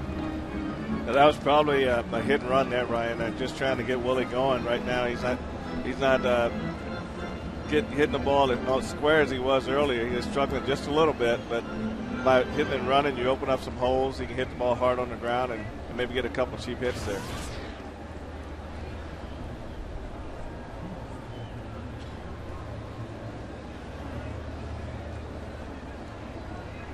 Will Trey Hillman send De Jesus again?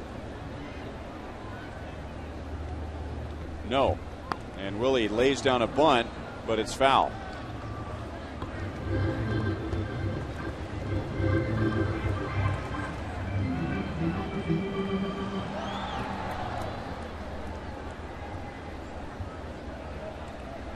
That was a little hard to determine what kind of bunt Willie was trying to put down right there. You know, it wasn't really a sacrifice. He bunted at it like he was just trying to push the ball out towards second base.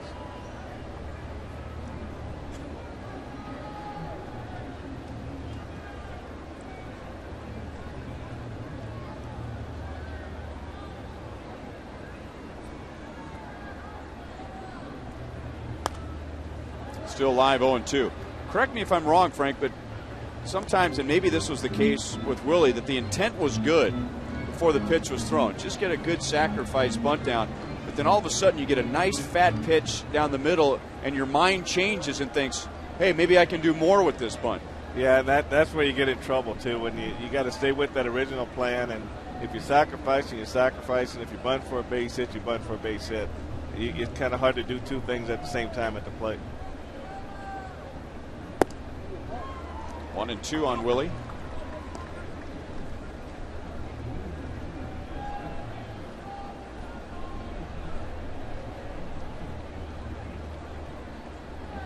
Starting in right field for the second straight game, Jose Guillen still out with that tight left side.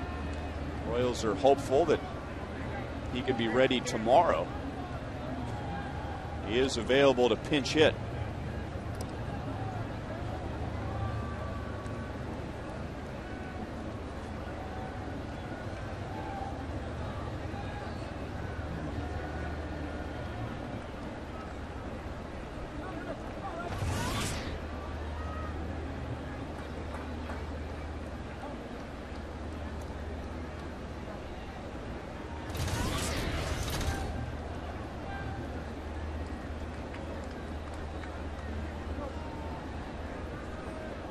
Well, no grabbing of the rosin bag, no moistening his fingertips. He just left the mound to maybe flush his mind of one thought and reset himself for this 1-2 to Bloomquist. 2-2.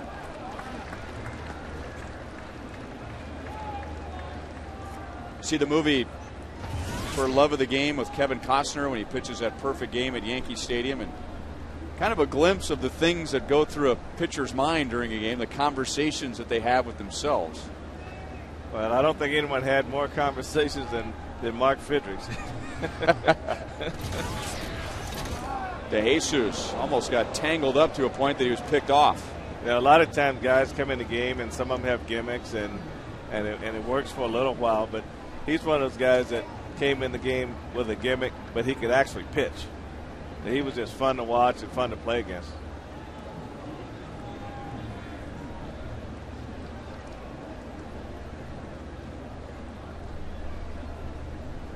Kevin Costner's buzzword was clear the mechanism, and the scene in that movie where he takes him out and he can hear the roar of the crowd at Yankee Stadium and the fans heckling him, and he'd say clear the mechanism, and it would all be reduced down to a whisper, and it was just him and his catcher's glove. And to the casual fan, you'd think, well, that's impossible with over 50,000 fans. But I've heard from players over the years, and from you too, that there does come a point where you really just don't hear all that noise. Well, it's like a dull sound in the back of your mind. It's not as loud as the fan hearing each other. Your concentration is on the pitcher and the pitch. They're yelling, but like I say, it's back there. You hear it, but it's not at the forefront of your thoughts.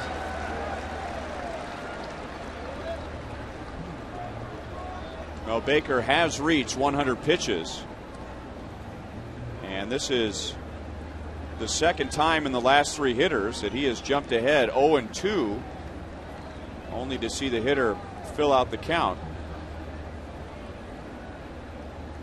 Pena fouled off 5, De Jesus fouled off 1, Bloomquist has fouled off 4. And David again leaning towards second, and this time it cost him.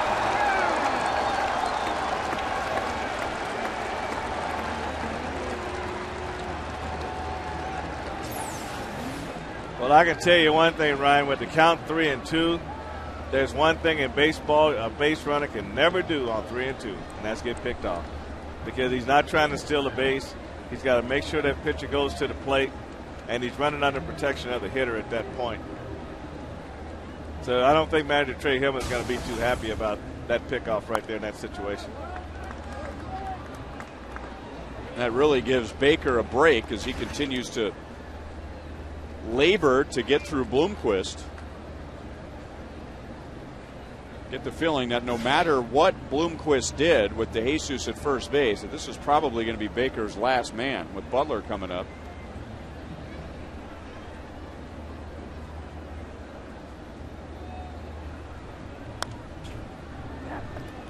Another foul ball.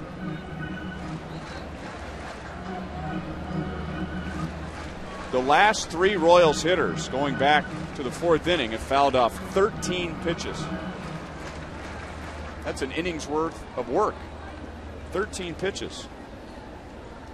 A lot of high stress pitches too. Pitches that have made Scott Baker back off the mound, think about what he wants to do. He's got a pitch. He changes in the middle of the stream, go back, reload. I mean, so when you got a pitcher going back and forth like that, you got his body language being evident to your team. Then sometimes you, as a hitter, you gain more confidence.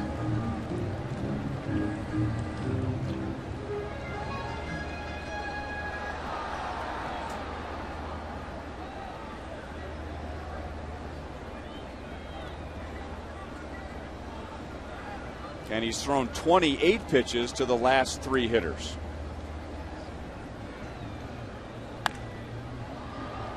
'29.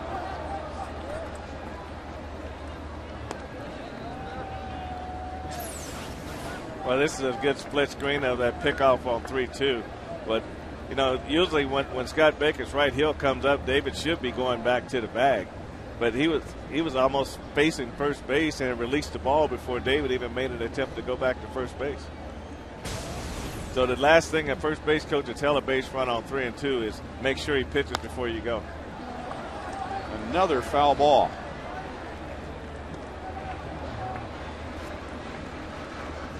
If Baker gets Bloomquist, he might get a chance to face Billy Butler, which would allow him to qualify for the win, provided that his arm doesn't fall off.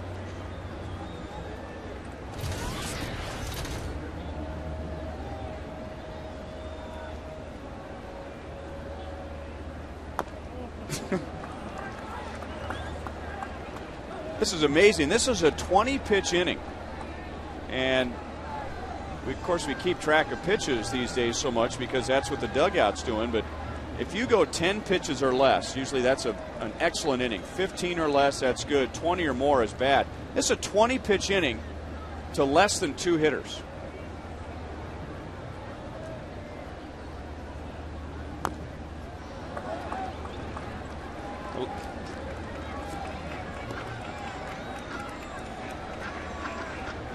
So an 11-pitch at-bat to Tony Pena Jr. to get the final out of the 4th inning. 7 against DeJesus to begin this inning. There's Bert Blyleven. I worked with Bert with the Twins, and at this point he would talk about all the nervous cows because we're running out of baseball, and someone's going to have to go out and get some more leather. In play, Baker's arm still attached, and Spann makes the play. And 2 down in the 5th inning. 15 pitches from Baker to get Willie Bloomquist. You know, a lot of times it tells you, Ryan, that, you know, Scott Baker is not really getting the movement on his pitches that he wants. You know, the breaking balls aren't quite as sharp. The sinker's not working quite as well. My location's a little bit off a little bit. I'm not so that's why you're getting all these foul balls.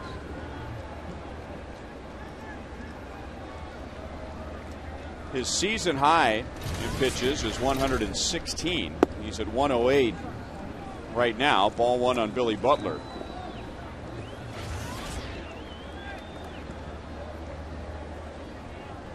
But 116 pitches got him through 8 innings. He's trying to get through 5 tonight. 1 ball, 1 strike. Billy is grounded out, flied out. And the Royals have the right guy up there if Baker runs out of gas and floats a pitch out over the middle of the plate. Well, that's true. He's jammed it pretty good with that sinker in on his hands, and that's the only plug that hurt him that one down like that. Didn't quite get all of it. And Kadire backs into the chain link fence, and Baker somehow gets through 5 innings tonight.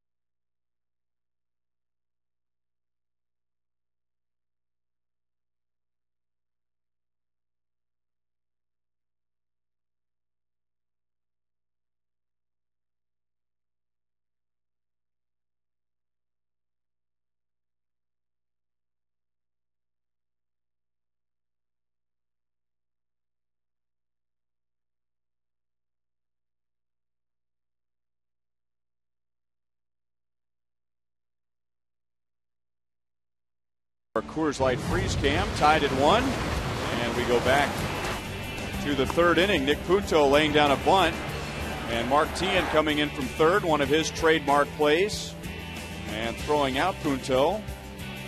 Coors Light freeze cam brought to you by Frost Brewed Coors Light, the world's most refreshing beer. It'll be Mauer, Morneau, and Kubel coming up here in the 6th inning. You know, when you have innings like that, like Scott Baker has the last 2, it's not just a long inning for him, but it's a long inning for his catcher. And Baker getting his congratulations. No surprise that he's going to be done after 5 innings. 111 pitches. As Mauer squirts one past Tian. He's thinking about 2, but DeJesus is on it quickly. And Mauer has his first hit of the series, a leadoff single. And that makes him 1 for 7.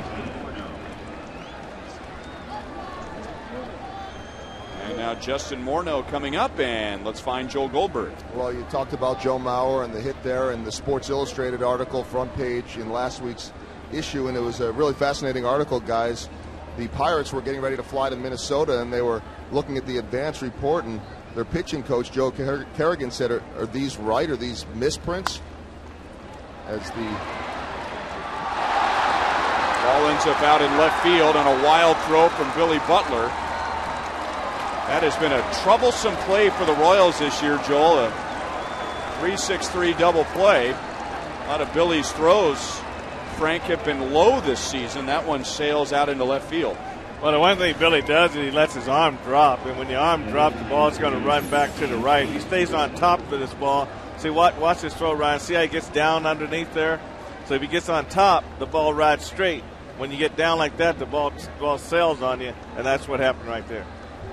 See, right here, if he gets back on top, overhand, the ball will run straight. But see, anytime you drop that arm down, then that ball's going to run away.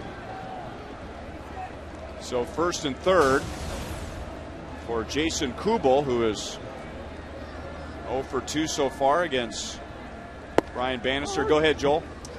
Well, so Joe Kerrigan just couldn't believe the reports, didn't think that they were real because he was so good. And Pirates coach Rich Donnelly looked at him and said, basically, it showed he doesn't strike out, he doesn't pop out, he has no holes. It's like Tony Gwynn, Barry Bonds, or Albert Pujols. These reports are a waste of time. What are you going to do with them?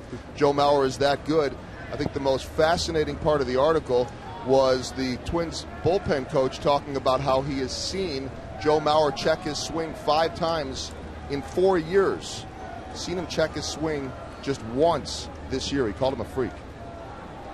In a nice way. In a nice way, because I don't know that anybody only checks a swing once in a year.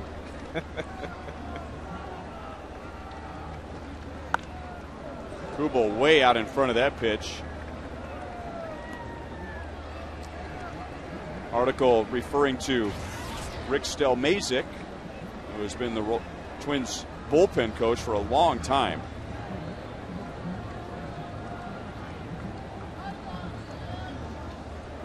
This is his 29th season with the Minnesota Twins.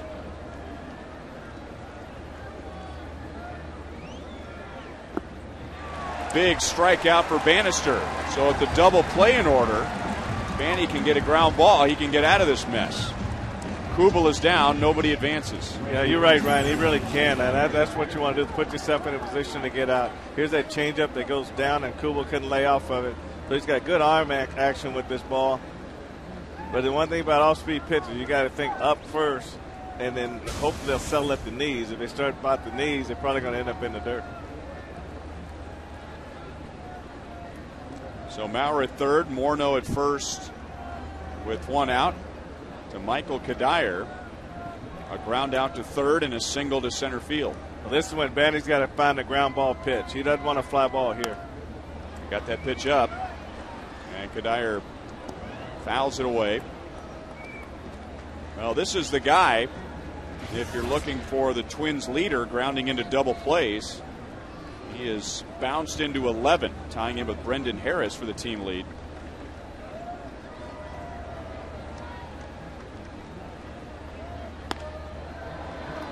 Shallow right. Mauer tagging. Bloomquist the catch. And the throw is a little late. And Morneau moves up to second base. Minnesota Twins last year and so far this year leading in a stat that's not going to get anyone excited, but it's going to help them win games. Sacrifice flies. Nobody gets excited about a team leading the league in that category, but that's a big part of their offense. Well, that's true, and that's just taking advantage of a guy who doesn't play normally right field, so they can gamble right there and hope they can come out ahead. So they really didn't keep that throw down, and so allowed the base runner to get another 90 feet right there.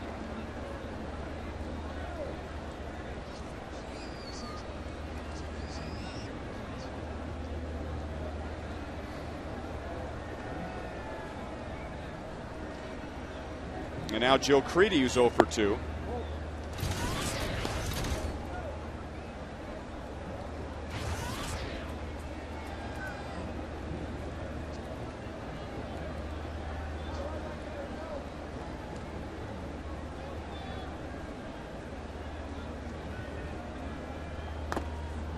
Off the side of Olivo's mask.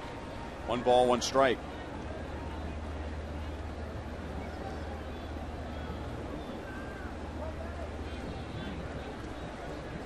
Creedy has done well in this ballpark. We told you his best average in any American League ballpark is .321, and that's here at Kauffman Stadium. But he hasn't had a whole lot of success against Brian Bannister.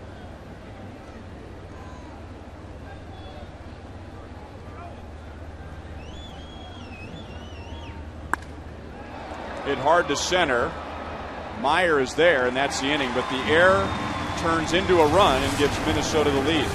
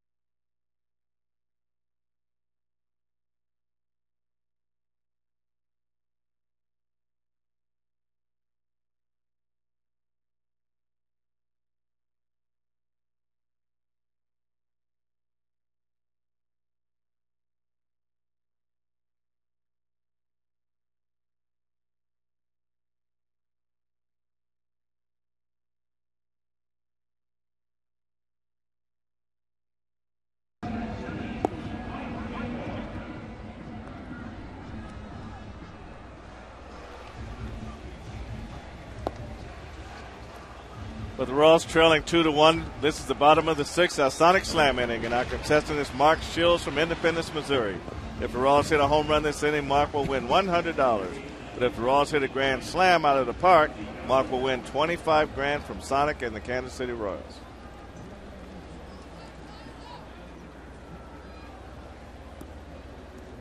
And the Royals will send up Mike Jacobs, Mark Tien, and Alberto Callaspo against Bobby Keppel, who played briefly with the Royals. So 5 innings for Scott Baker, allowing 1 run. And he somehow got through those 5 innings. 111 pitches. 53 of the 111 in the last 2 innings. 53. And the Royals didn't score in those 2 innings. And by allowing him to finish the 5th, Ron Gardenhire giving Baker a chance to qualify for the win. Jacobs 2 for 2. Singled in the Royals run back in the first inning and then singled leading off the fourth.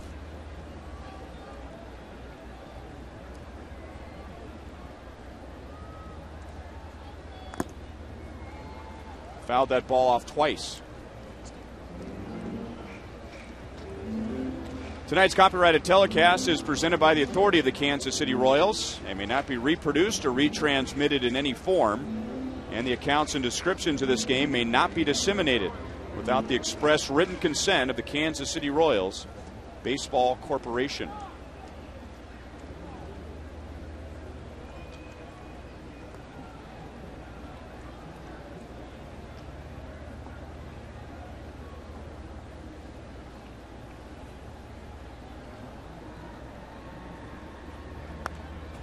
Still 2-2.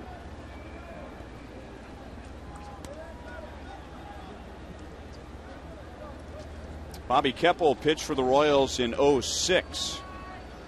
Originally from the Mets organization. He was a first-round sandwich pick back in 2000.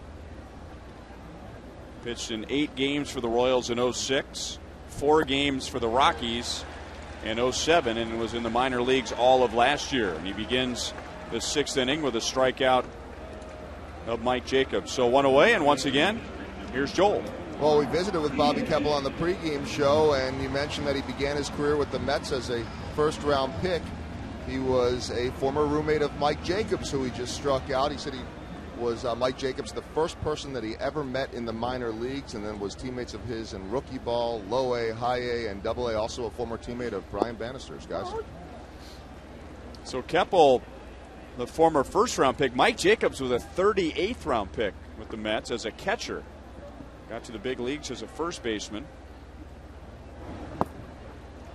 0-2 on Tien. Marquez walked and singled. And Bobby must have some pretty good deception with his fastball. He's up to 93, 94. He got Jacob to chase it down in the dirt there. He got Mark Tien to chase it down. So maybe he's just got a little more deception than what might appear. Shallow left. Span coming up. Did he trap it? Yes, he did. And Tien moves up to second base. So Span trying to sell it to the second base umpire, Charlie Relaford, and by doing that, allowed the tying run to move up 90 feet. That's outstanding base running by Mark Tien right there, Ryan. He didn't really get caught up in whether or not he was going to catch it or not. He was going hard, and then when he saw it come up, he's just showing it to the umpire. It's just spent too much time on the ground right there. He should have got up and worried about whether the umpire was going to call it a hit or not after he made the throw into second base. Tough to tell from that angle. Here's a better angle. Ooh, that's close. That's real close right there. That's a tough one to call. I think facing the umpire, he sees all that white right away. It's on the end of his glove. Maybe he feels like it was a trap, but he could get an argument there. Strike on Alberto Callaspo.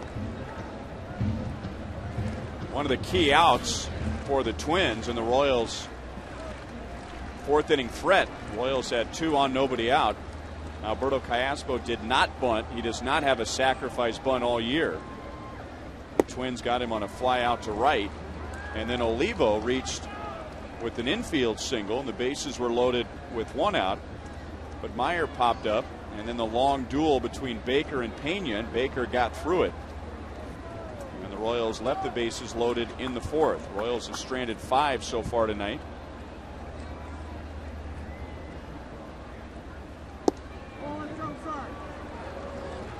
Two and 1.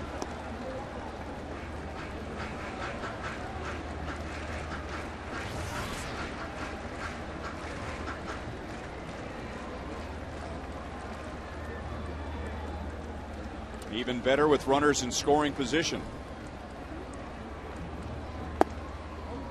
3 and 1. One of the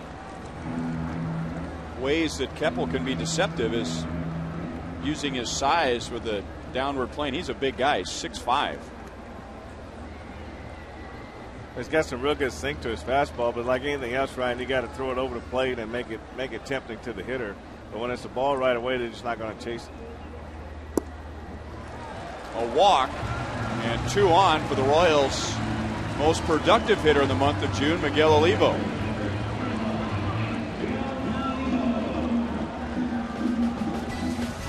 Hey fans, don't forget about $3 youth nights at Kauffman Stadium. With the purchase of a regularly priced ticket, every Thursday you can get up to $3 view level infield tickets for kids 14 and under. They can only be picked up here at the Kauffman Stadium box offices.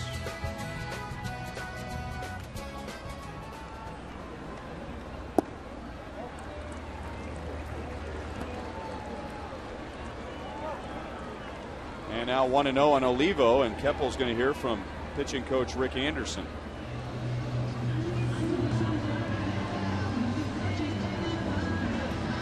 Our next telecast in high definition is coming up tomorrow afternoon. Final game of the series, Gil Mesh and Glenn Perkins. Brought to you by Time Warner Cable, where HD is free with digital cable. Well, I mentioned this last inning. Even though the Royals didn't break through and have a big inning against Scott Baker, one thing that they accomplished, making Baker throw all those pitches, that meant that the Twins were going to have to use their bullpen extensively tonight. Well, that's true, Ryan, but what a golden opportunity for the Royals. So, I mean, to have him, they had him, the body language said they had him, the pitch count said they had him. Everything was working well for the Royals, but they just couldn't get that big hit to break through. And now Olivo with 8 home runs this month, going for number 9.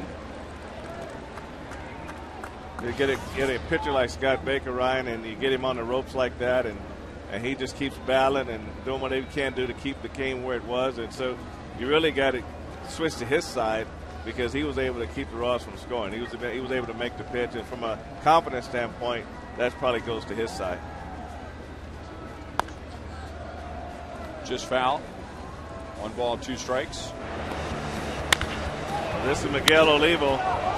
Everything is middle-ended. He's hitting right here, and he's just not missing his pitches. He got a nice swing that has that swing that's out of control.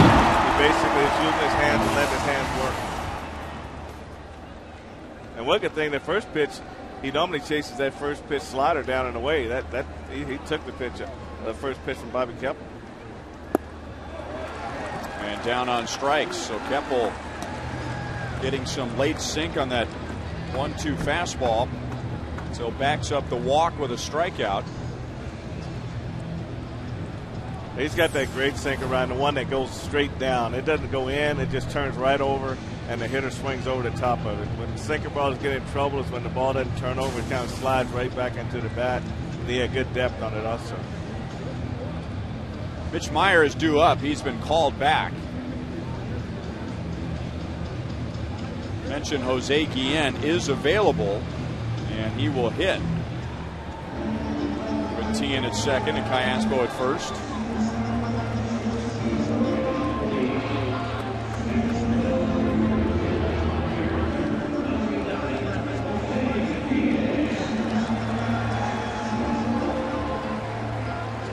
Joel had a chance to talk to Jose before the game tonight.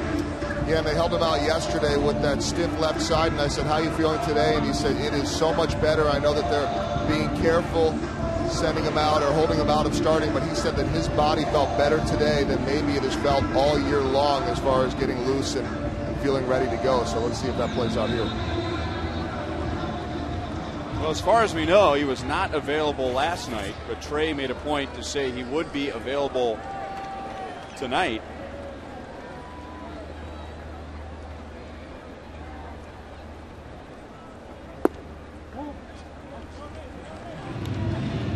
Mentioned this big home run, Guillen against Baker, last time these teams hooked up in May.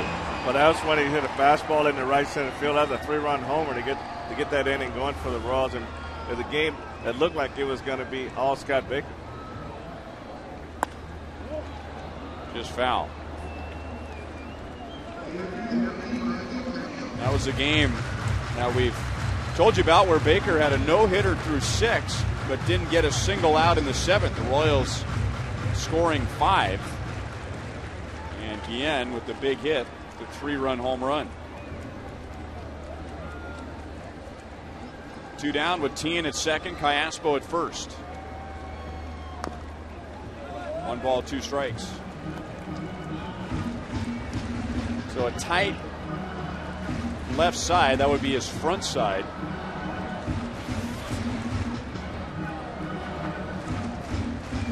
Really kind of starting in his midsection, so it affects his upper body and his lower body. Yeah, that probably affects your bat speed, especially on the inner half on the fastballs. You know, fastballs be able to get in there a lot faster. Jose usually is pretty good in there, but if you've got a tight left side, it's hard to get to that ball. Still 1-2.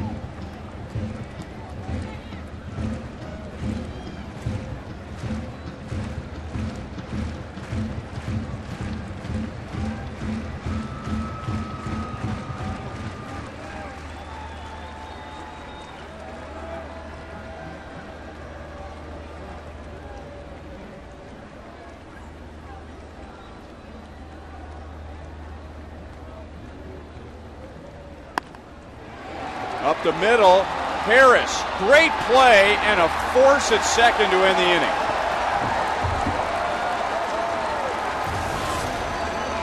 Minnesota still in front by 1.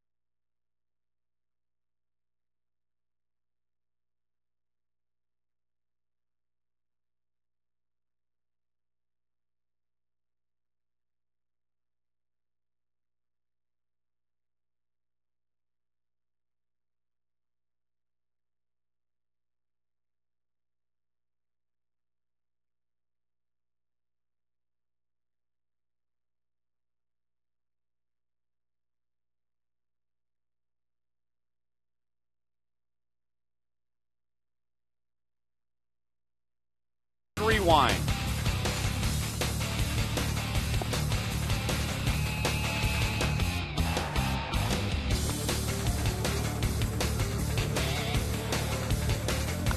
AT&T, the nation's fastest 3G network. AT&T, your world delivered.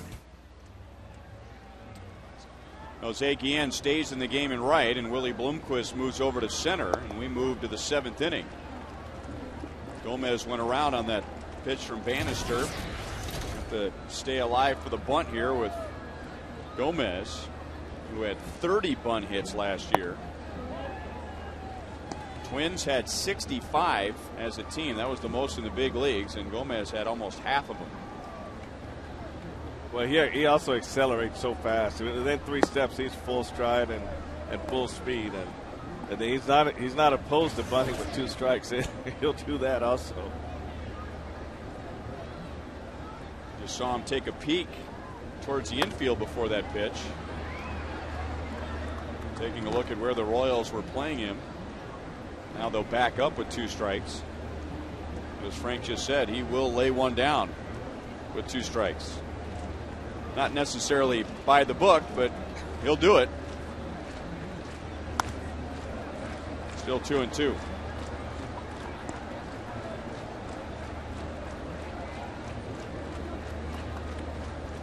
Lined out to short in the 2nd inning, singled leading off the 5th. The Twins couldn't get him around. There's that big swing, and he fouls it away.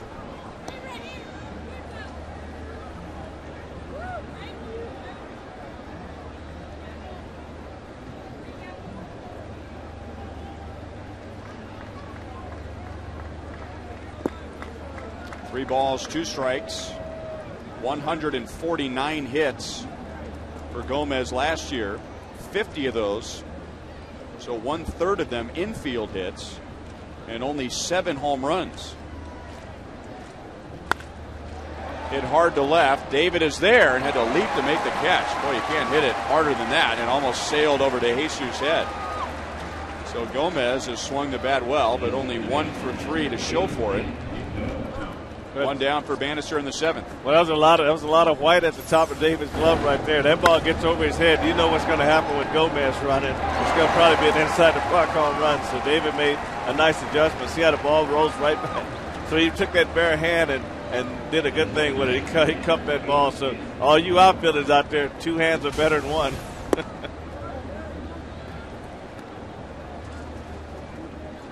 Stuffing the snow back into the cone. That'll make your heart drop right there. 1-1 to Punto. He is 0 for 2 tonight, 0 for 5 in the series, and batting just .217. Brian Bannister trying to give the Royals at least 7 innings. Much easier play for DeJesus, 2 down. Bannister going 6 on Thursday at Houston, but in his 2 starts before that he went 8 against the Reds and the Cardinals.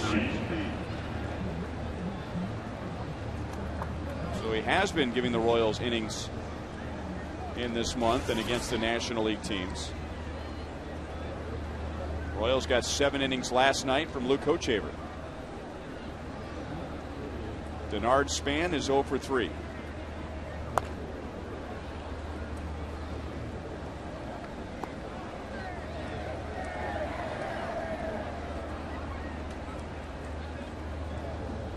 Royals scored in the bottom of the 1st. Twins tied it in the 4th and then got an unearned run in the 6th to take the lead.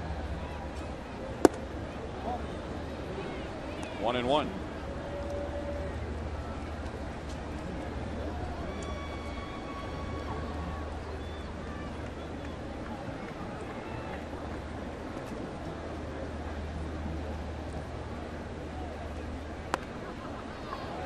That is a base hit.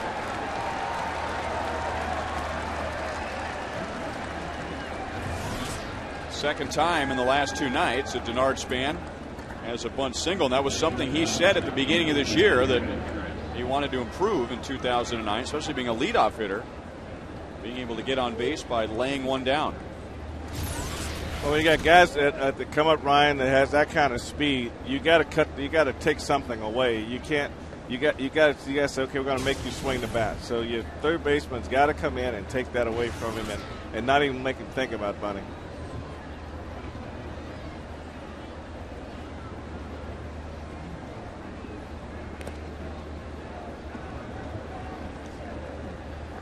So Span at first for Brendan Harris, and because of his play with the glove in the bottom of the 6th inning, the Twins still in front 2-1.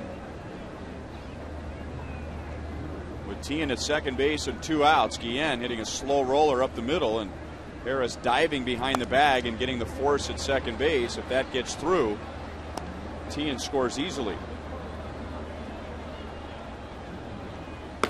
Juan Cruz throwing behind Bannister, who is at 96 pitches, at least by my count.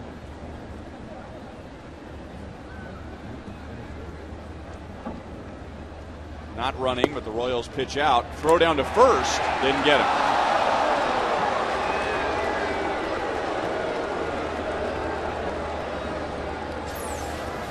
But if you watch this play right here, Ryan, this throw's going to be back to Billy's left, so he should just go ahead and go around with the throw. But when you take the throw on your left side and come all the way back to the inside, that takes the play away. So he's got to make sure that if that play is on and that ball is thrown to his left, he just got to go right around with it and always got to know where the base is.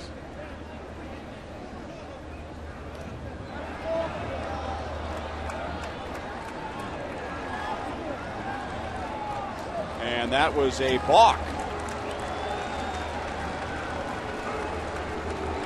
Without an argument.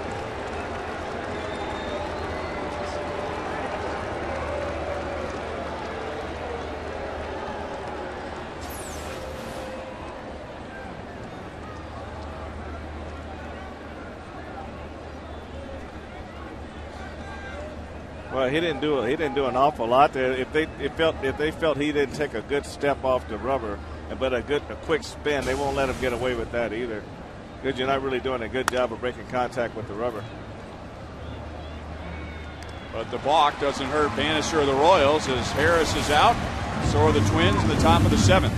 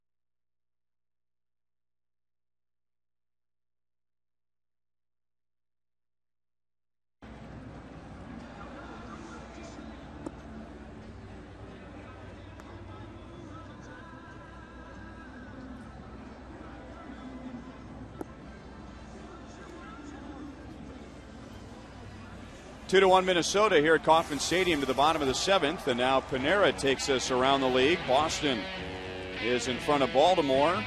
Boston trying to fight off New York and Tampa. Yankees have won 5 in a row. Chicago in a second place tie with Minnesota in the Central in front of Cleveland in a rain delay. Cleveland's lost 3 straight. Tampa Bay wins its 7th in a row. Texas in front of Los Angeles. If they can hang on, that would trim the Angels' lead to a game and a half. Angels have won 6 in a row. And Oakland is trailing Detroit. Tigers' 4-game lead over the White Sox and the Twins coming in tonight. Bobby Keppel stays on for the 7th. And Luis Hernandez is batting for Tony Pena Jr.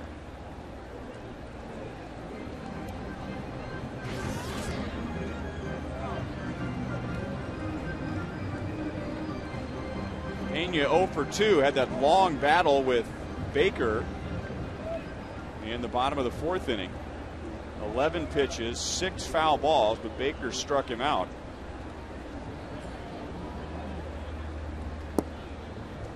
One ball, 2 strikes. Keppel on in the 6th. Allowed a double and a walk, but got out of it thanks to a great play by Brendan Harris on a ground ball up the middle from Jose Guillen, who's appearing as a pinch hitter. Off the plate, and Keppel, a very good athlete, grabs the ball and goes to the bag himself. Keppel was on his way to Notre Dame to play basketball when he signed in the first round with the Mets back in 2000. Both of his parents went to Notre Dame.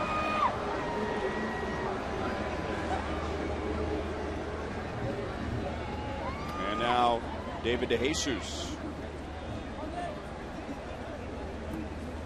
doubled leading off the bottom of the first inning and scored. That's the last time the Royals have crossed home plate. Since then, David has lined to center and walked.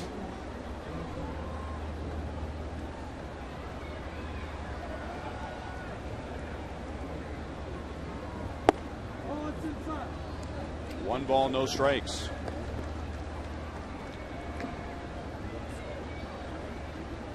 Royals with 1 run, 6 hits in 6 1/3 innings, but they've had their chances. They've left 7 on base. And that really has been the key statistic so far in this series. Royals winning 4-2 last night. Royals stranded 12. The Twins stranded 6. Two balls, 1 strike. And now tonight, Royals have stranded 7, Minnesota 6. So that's 19 runners left on base by the Royals in the last 2 games.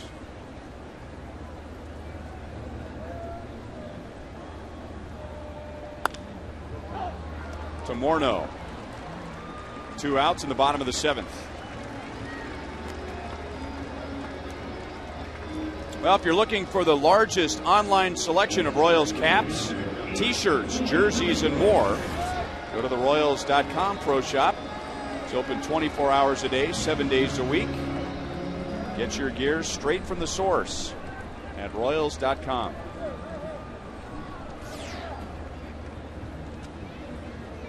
Willie Bloomquist is 0 for 3.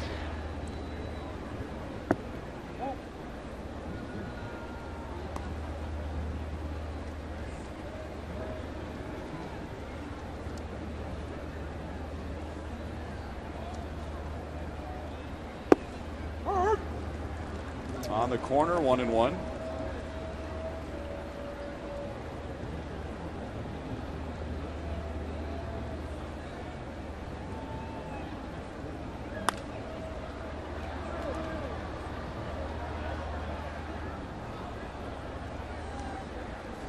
Willie's last at bat resulted in a fly ball to left field, but it wasn't that simple. Dueling with Scott Baker, a 15 pitch at bat.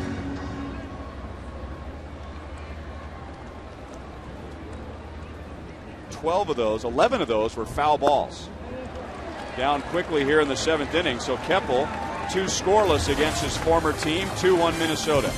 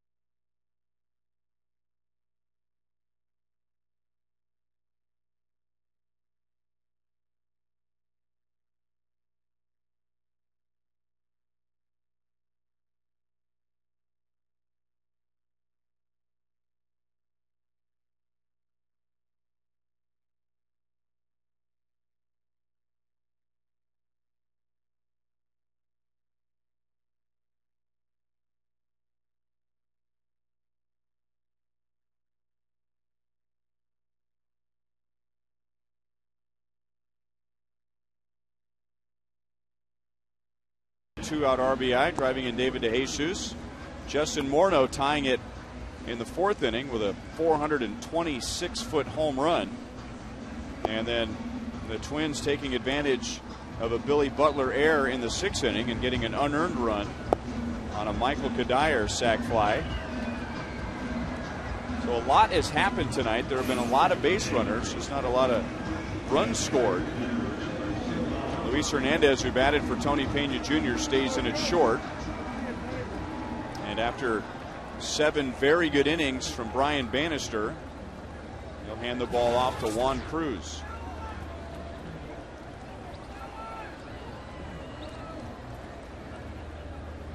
.28 games, 5.23 ERA for Cruz. And he'll get Maurer, Morneau, and Kubel.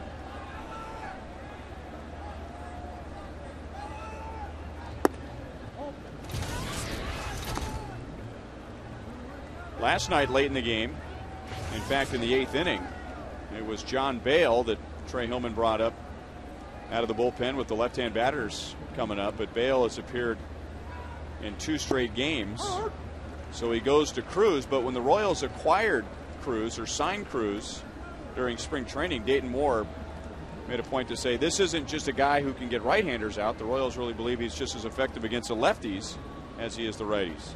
Well, that's when he keeps his fastball down, Ryan, and that's when the ball really sinks. And he's got a good tail to it, but he's got to get it over the plate and make it enticing to the hitter. He also has a pretty good changeup that he uses sparingly. I think it'd probably help him if he used a little bit more.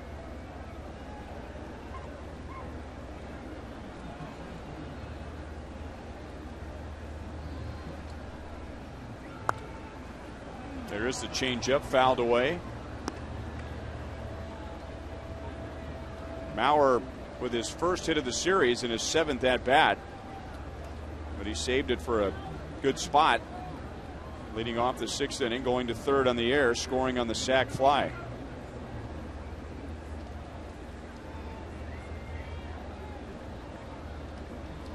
He has faced Juan Cruz once before tonight, and he walked.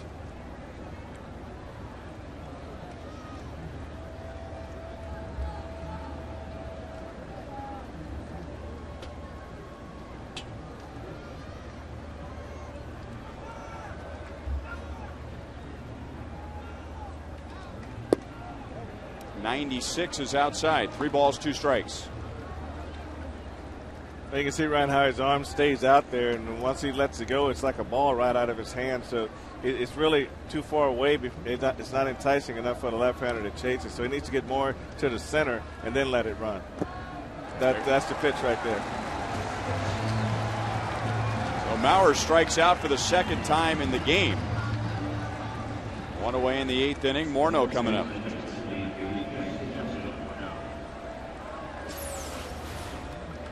Well, the pitch before that, Ryan, you see how it just right out of his hand, it just goes right to the outside, and it's not enticing enough. And this pitch, he starts in the middle, and then it looks like a fastball down the middle, and then all of a sudden, the last minute, it breaks away.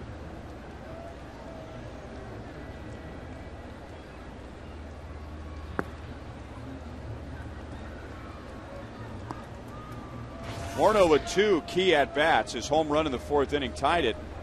And then with Maurer at first, nobody out in the 6th, he had a ground ball to Billy Butler, which had double play written all over it. 3-6-3 or 3-6-1, but Billy's throw sailed into left field. That put runners at 1st and 3rd. And 2 batters later, Kadire getting Maurer to the plate to put Minnesota in front. 1 ball, 2 strikes.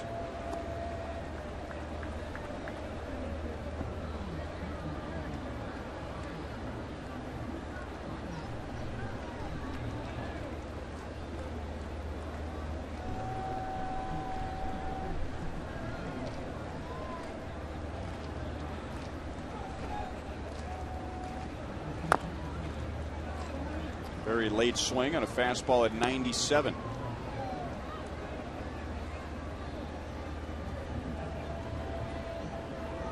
Here's Wayne Hadaway, longtime member of the Royals or the Twins clubhouse staff. One of the greatest lines of all time when he was in the Twins minor league system as a clubhouse manager. There was a dejected minor leaguer who's just having an awful year. And Wayne put his arm around him and said, "Don't worry about it, big fella. It's not your fault. It's the scout that signed you."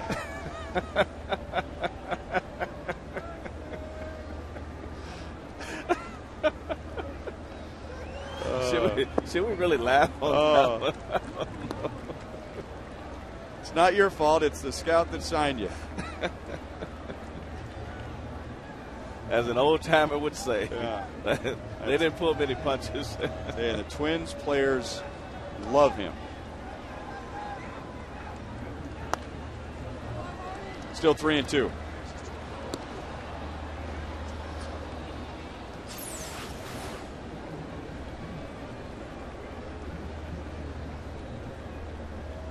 Well, it's not their fault either. It's a scout that signed them.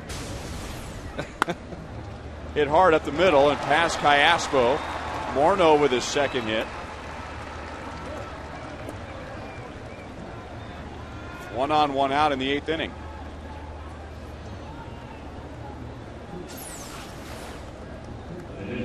That's a running fastball that he caught right on the end of the bat. He opened up and kept it up the middle, and Caspo just went quick enough to get there to cut that one off.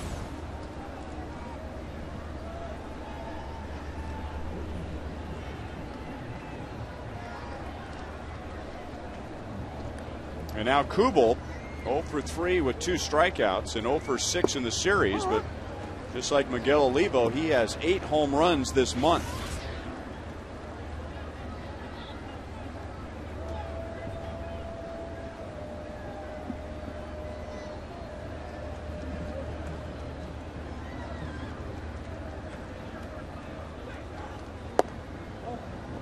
One and one.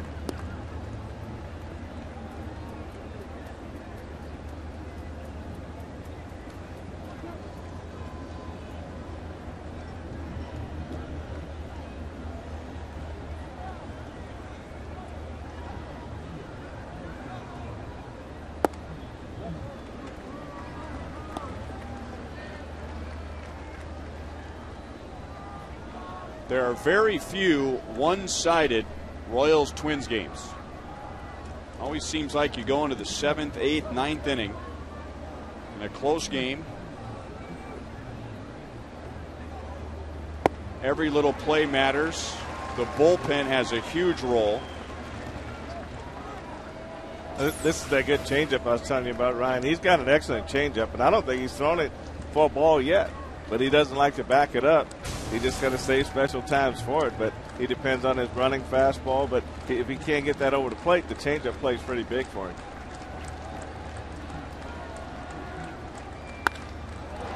Deep right field, Guillen is there. So Kubel hit it right on the nose. The Royals are playing him deep on the right side. 2 down for Michael Kadire.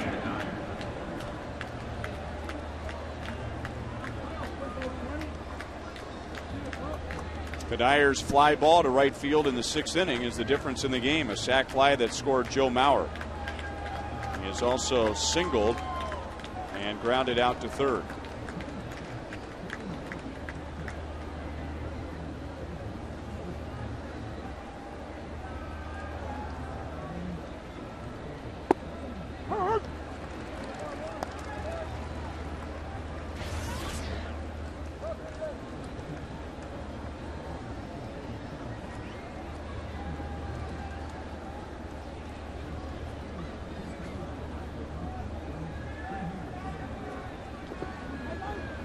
Morneau got a great break, and he's down to second base.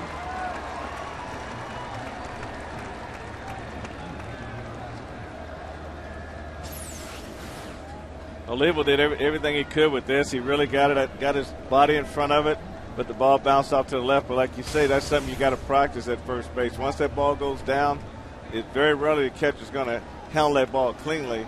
And some teams, it's pretty much automatic that when they see that ball in the dirt, they just go right away. 1-2 on Kadire. I've always compared Michael Kadire to Mark Teahen. Their careers are similar. Kadire, for a long time in the big leagues, was someone that could play anywhere on the field. Got a lot of playing time, but never a set position in the field or in the batting order. But in 2006, the Twins said, okay, you're our number 4 hitter and you're our right fielder, and just leave him there. And he had a season with 109 RBIs. That's when his career took off. Guillen racing towards the line. And that's the inning. Minnesota is down in the 8th.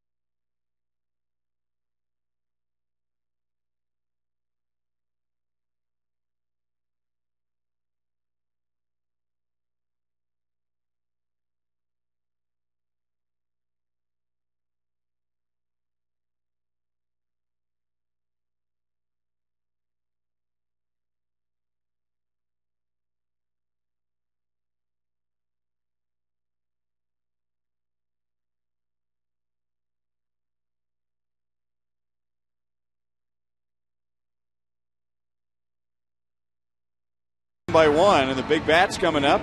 Butler, Jacobs, and Tien.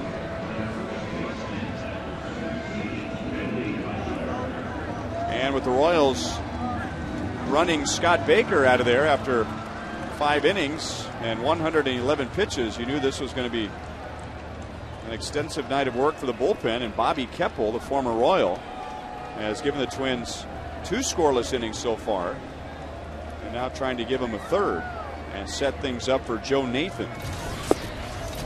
Inside corner, strike 1 on Butler. Billy 0 for 3, lined out to the warning track in right field in the 5th inning. That was the final pitch that Scott Baker threw tonight.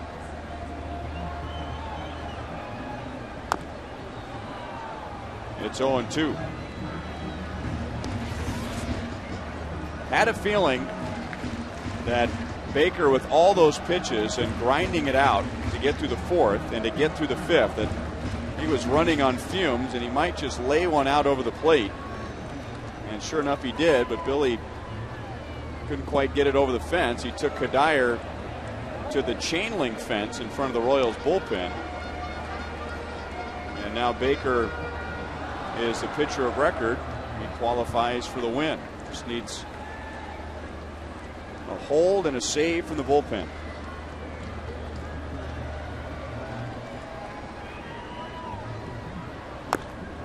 Still 0-2.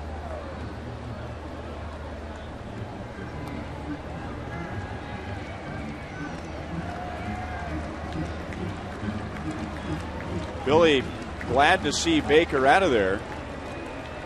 Going 0 for 3 against him tonight. He is 1 for 19 against Scott Baker. I know Keppel doesn't look like a day at the beach either right now. His ball's really sinking hard, and you get those ground balls right in front of the plate, and you know the ball's going down well.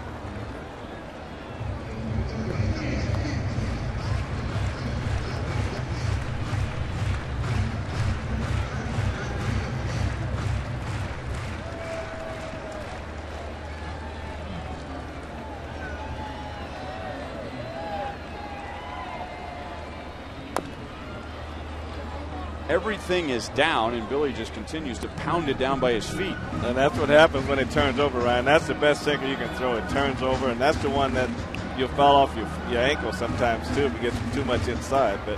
But Billy just chasing it down and just beating it right in the ground. And in the old days, those are worm burners, worm killers, whatever you want to call them. But he needs to get that ball up a little higher.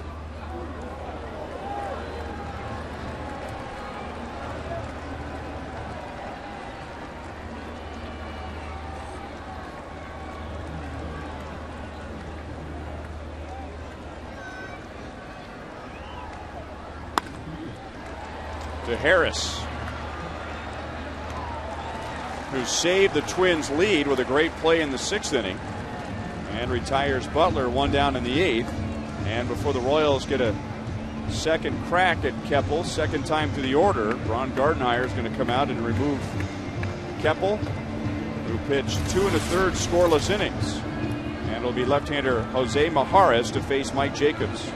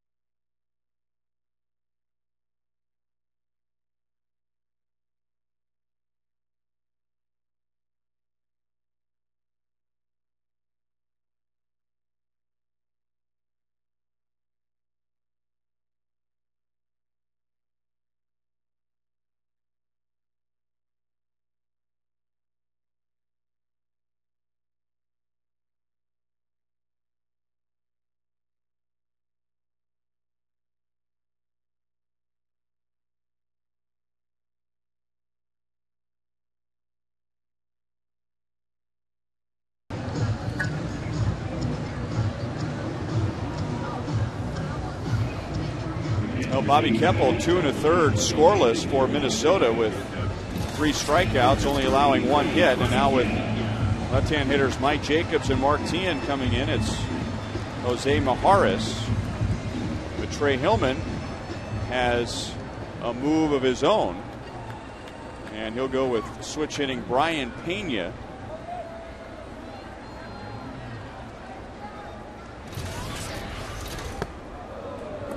The glove of Mauer, 1 ball, no strikes.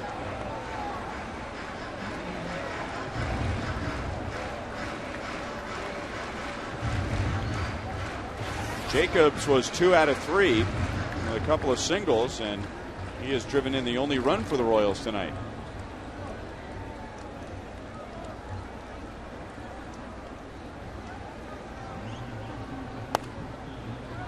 One ball, 1 strike.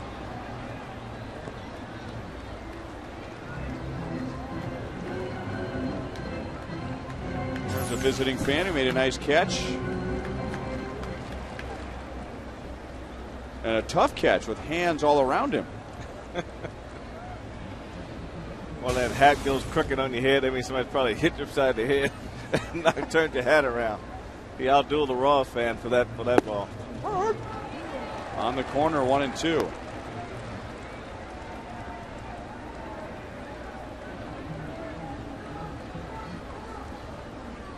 The way Brian's setup is, he's looking for the ball away, but when he get it on the outside corner, there's really not much he can do with that. When he leaves it on the plate, he likes to try to drive the ball to right field from his right-handed side.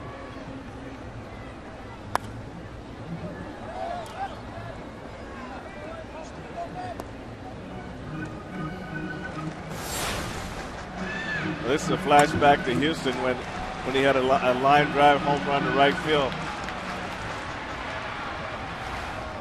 So he does have some power that way, but this ballpark, you're going to take a lot to hit an opposite field home run here. Pena facing Majares for the first time. Jacobs had never faced Majares. Morneau gets a nice, big, easy bounce. 2 down.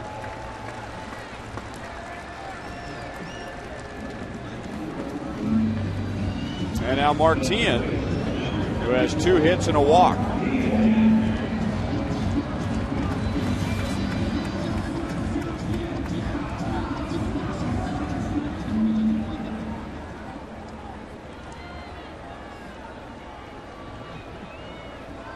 Teahen has faced Majares twice, 0 for 2 with a strikeout.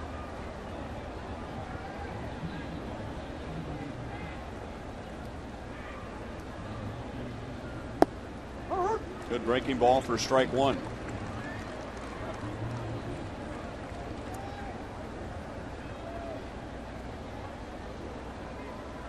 Scoreless inning for Maharis last night. Pitching the bottom of the eighth. Royals winning the game 4-2. Now he's trying to hold it for Nathan. Up the middle. Tien has a 3-hit game. Aggressive turnaround first. Not going to challenge Gomez, who was on it quickly and has a strong arm. Tying run at first with 2 down in the eighth. And normally with a lefty versus lefty, you don't play so much around the pull at second base, but you got a nice gap up the middle. Maharis throws a fastball, and he got a little in on Mark, but he was able to keep the ball up the middle. And normally lefty versus lefty, you sort of tend to play more straight away.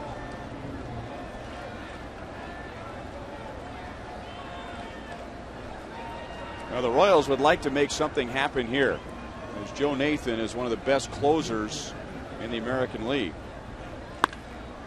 And that's up the middle. Tien may go first to third. He kind of stumbled as he approached second base. Callaspo with his first hit. And 2 on for Olivo.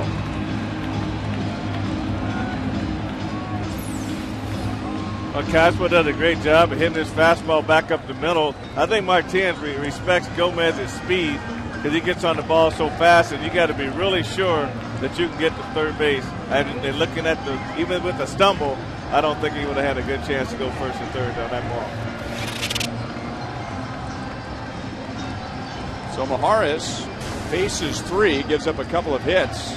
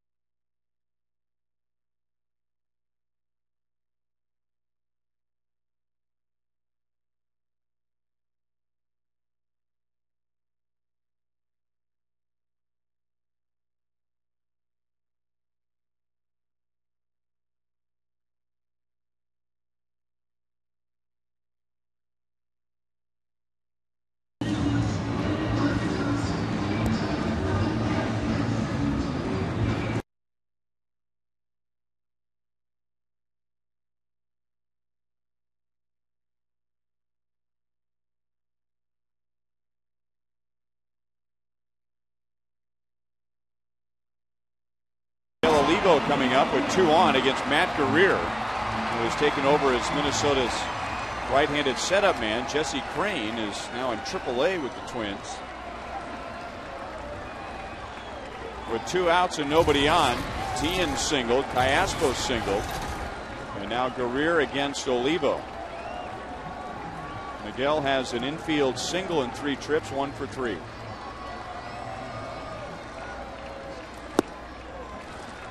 And ball 1. Guerrier, not really a hard thrower, but he has a good breaking ball, and right-handers who have a good breaking ball and have good command of that breaking ball can give Olivo a hard time.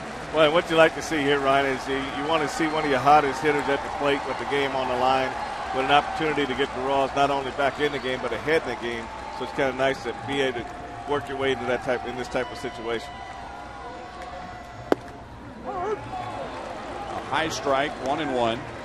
Olivo has faced Guerrier twice. 0 for 2 with a strikeout.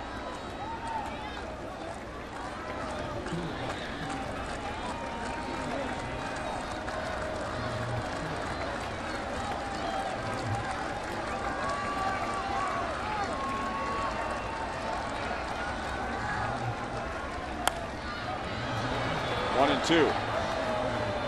Well, Frank, as you pointed out earlier, that one of the things that Kevin Seitzer tries to remind Miguel Olivo every game. I mean, a home run, 3-run home run would be great right here, but especially with 2 strikes, base hit up the middle. Up the middle. And he said it to him before he goes up to every at bat. You know, every at bat he comes to Kevin and said, "Keep reminding me, and so far it's worked real well for him.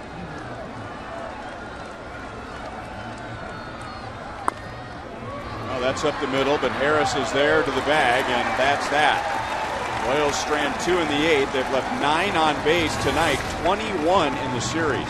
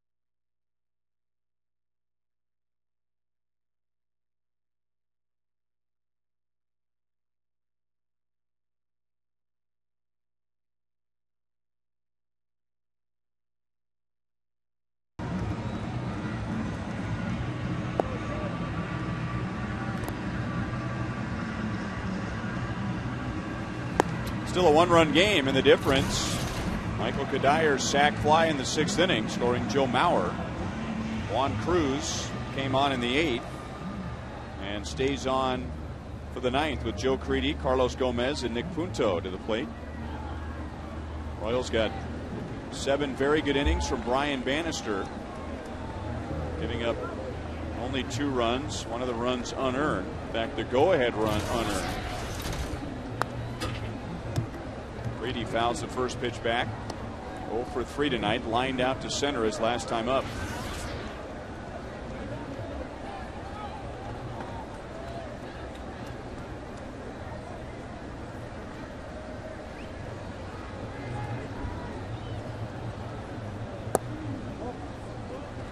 One ball, 1 strike.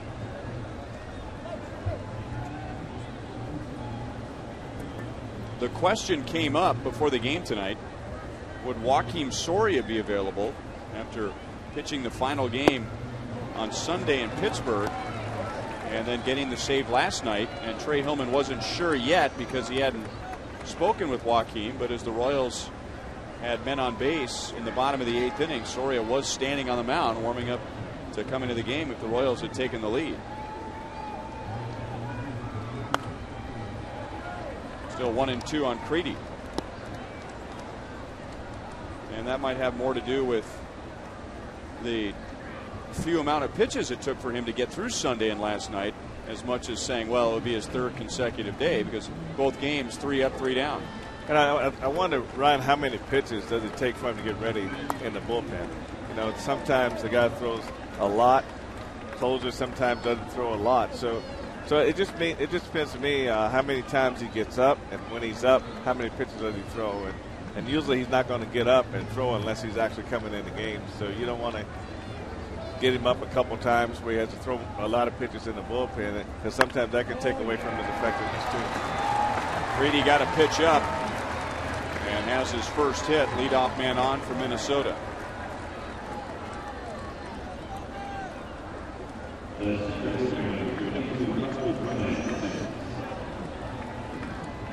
And now Mark Teahen is going to go over and visit with Juan Cruz and talk about bunt defense, as the Royals expect Carlos Gomez to lay one down.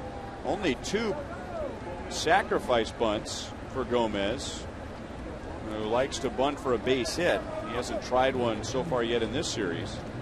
Well, I think he's going to be sacrificing here, and the Royals are really going to have to try to take it away, and they got to make sure they get the right lanes, make sure Cruz is going the right way, make sure that they don't run into each other on the line. So it looks like Cruz is going to take everything to the first base side, and Martinez is going to take everything on the third base side. Billy Butler didn't move off first base, so any hard bunt up the first base line, then he'll probably come down the line and get that bunt.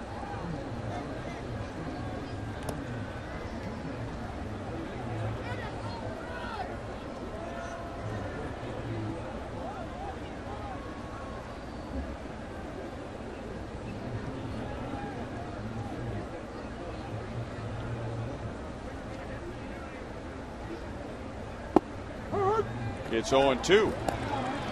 So they wanted him to bunt. Cruz with a couple of sliders, and Gomez still might be asked to bunt.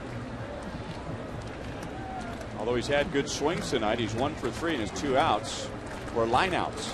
Well, when I was always asked to bunt, I always thought the breaking ball was the easiest pitch to bunt over the fastball.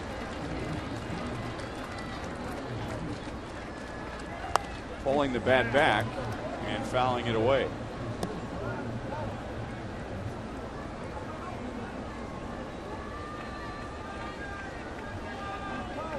Now, this is going to be one part of the game with his speed. He's going to have to learn how to bunt to be an outstanding major league ball player. To have that type of speed and not be able to bunt, I mean, he should probably just bunt all the time in practice and this off season, and come back next year and be proficient at it. Down on strikes, and then cracked his bat over his left knee.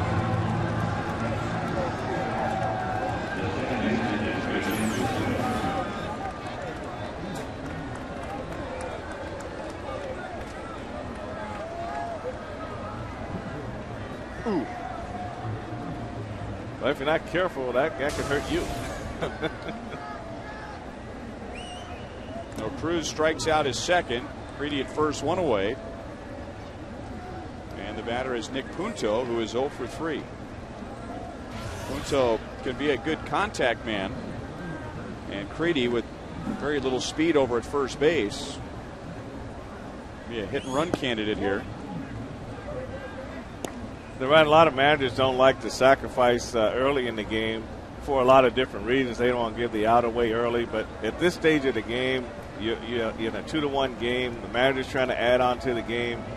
Bunting is crucial at this stage of the game. You have to be able to get bunts down. Certain guys, it's a must that they be able to get the ball down.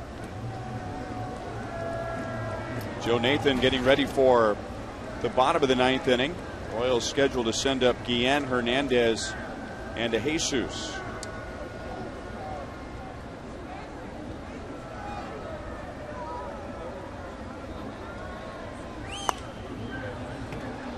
One ball, one strike.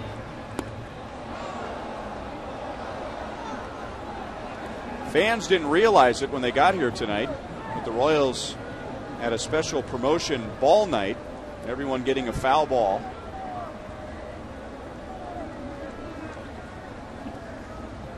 You know that story I told you before the game about the 1916 game yesterday, anniversary, Cubs. How ironic. Reds. Creedy's running and Punto fouls it away. They played an entire 9-inning game with the same ball. Not tonight. I can't explain it, but it was in yesterday's Star. Not tonight. Well, I don't. Tommy Walsh, who usually rubs up the balls for the umpires, he's probably back there. He's got that Mississippi mud, and he's just rubbing the balls up and wondering when is it going to end.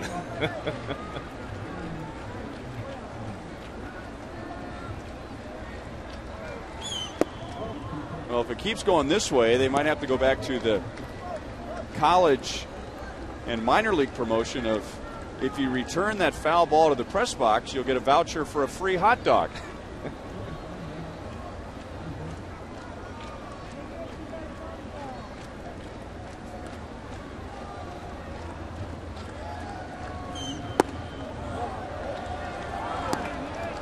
Punto has worked a full count.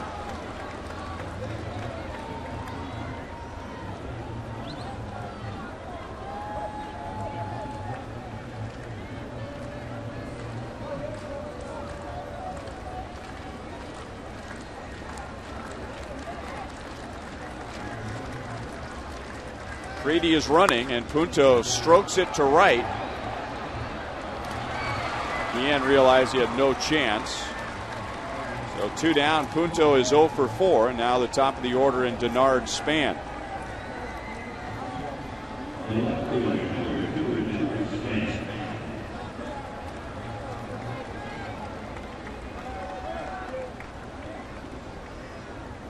Span is 1 for 4 last time up. Bunted towards third and ended up with a base hit as he caught Mark Tien playing deep on the left side.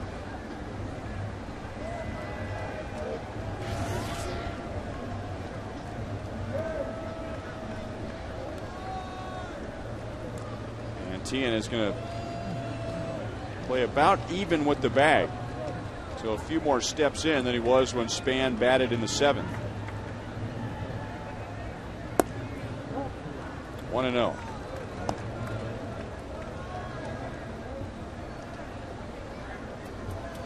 A lot of base runners, not many runs tonight. Royals with a run in the first. Jacobs driving in David DeJesus with 2 outs. Justin Morneau homered in the 4th. Michael Kadire a sac fly in the 6th. But base runners all over the place. Minnesota stranded 7. The Royals have stranded 9. So if you're just tuning in and you see 2-1 in the top of the 9th inning, we have seen some good pitching tonight, especially from Brian Bannister, but it certainly hasn't been a pitching dominant 2-1 game. Just a lot of standing around on the bases. Span cracks his bat, and Guillen comes up, and that's the inning. Royals coming up against Joe Nathan.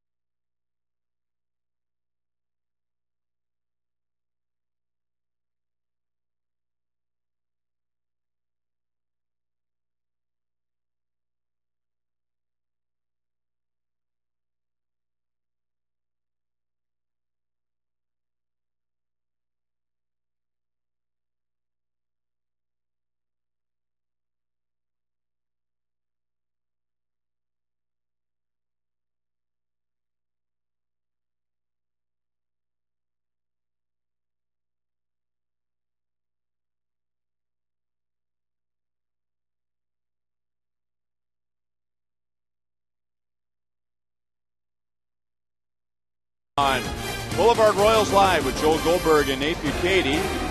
Royals scoring in the first inning, hoping to score again here in the 9th against Joe Nathan. Highlights, interviews from the field, and Bill Mesh on the mound tomorrow. There was some question whether Gil would pitch tomorrow,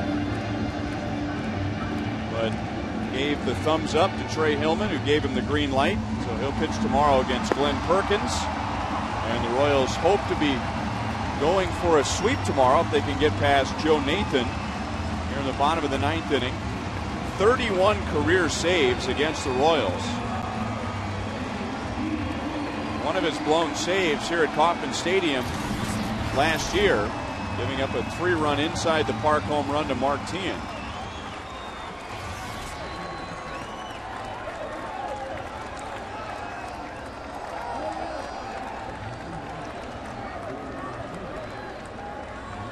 Nathan has converted his last 14 save opportunities. Under the chin to Jose Guillen.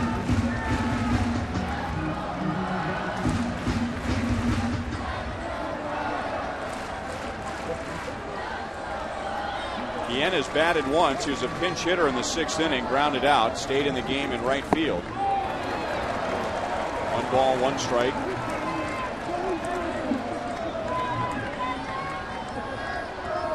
One thing about Joe Nathan, Ryan, is he's got a very live fastball. That ball really just, it looked like it started right down the middle of the plate and it sort of exploded up over Jose Guillen's bat. You know, it just really just exploded by and really went up in the strike zone. So that ball just runs right in on his hands. Just a lot of life to his fastball.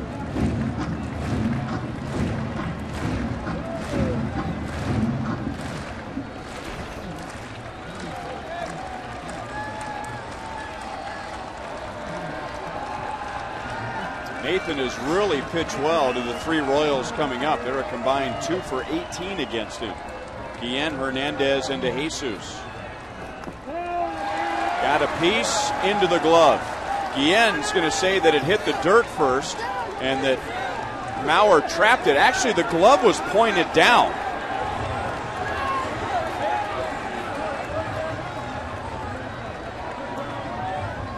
Pretty hard to catch that on the fly if the palm of the glove is pointed down.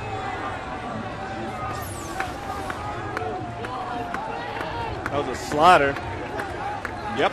Yeah, that is a foul ball.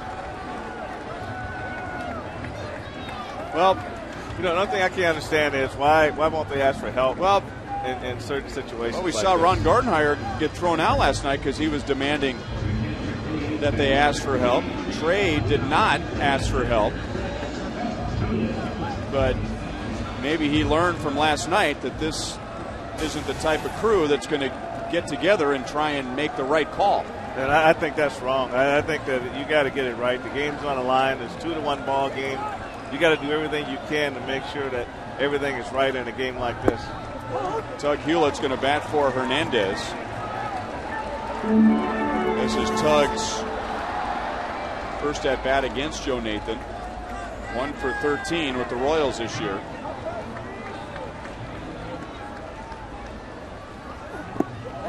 He went around and it's 0-2.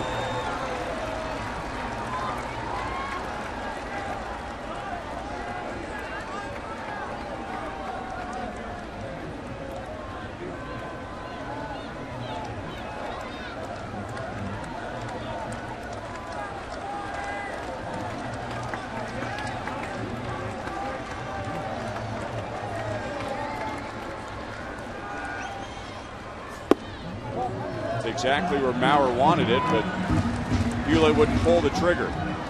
19 saves and 21 opportunities for Joe Nathan.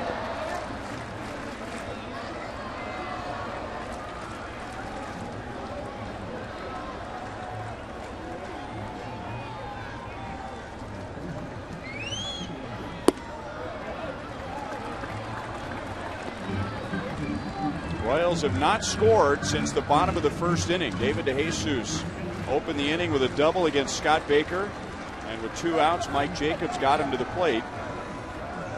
Royals have had plenty of base runners since, but nobody crossing home plate. 2 outs.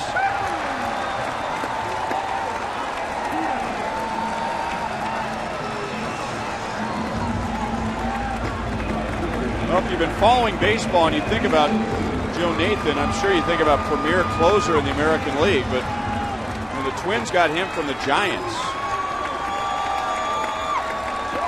he was a converted shortstop who started his pitching career as a starter, had very little experience at the back end of the bullpen. So they really gambled and they turned the closer's role over to him. A nasty breaking ball for strike 1. He had 1 career save. Twins handed him that role in 2004, and he has just absolutely ran away with it. Well, he's got stuff. You know, when you got stuff and you got that height and you throw downhill, it's a matter of just throwing strikes. And Nathan touches first, and the series is tied at 1 game apiece. Minnesota back above 500 at 40-39, and the Royals drop to 33-43. So Nathan picks up his 20th save. And it was a grind, but Scott Baker goes the minimum 5 to qualify for the win. He improves to 6-6. And Brian Bannister certainly deserved a better fate, going 7 innings, giving up 2 runs. One of those runs unearned, but he drops to 5-6. So the series tied at 1 game apiece. Final game tomorrow with Gil Mesh against Glenn Perkins at 1:10. 2-1 Minnesota. Time now for Boulevard Royals Live.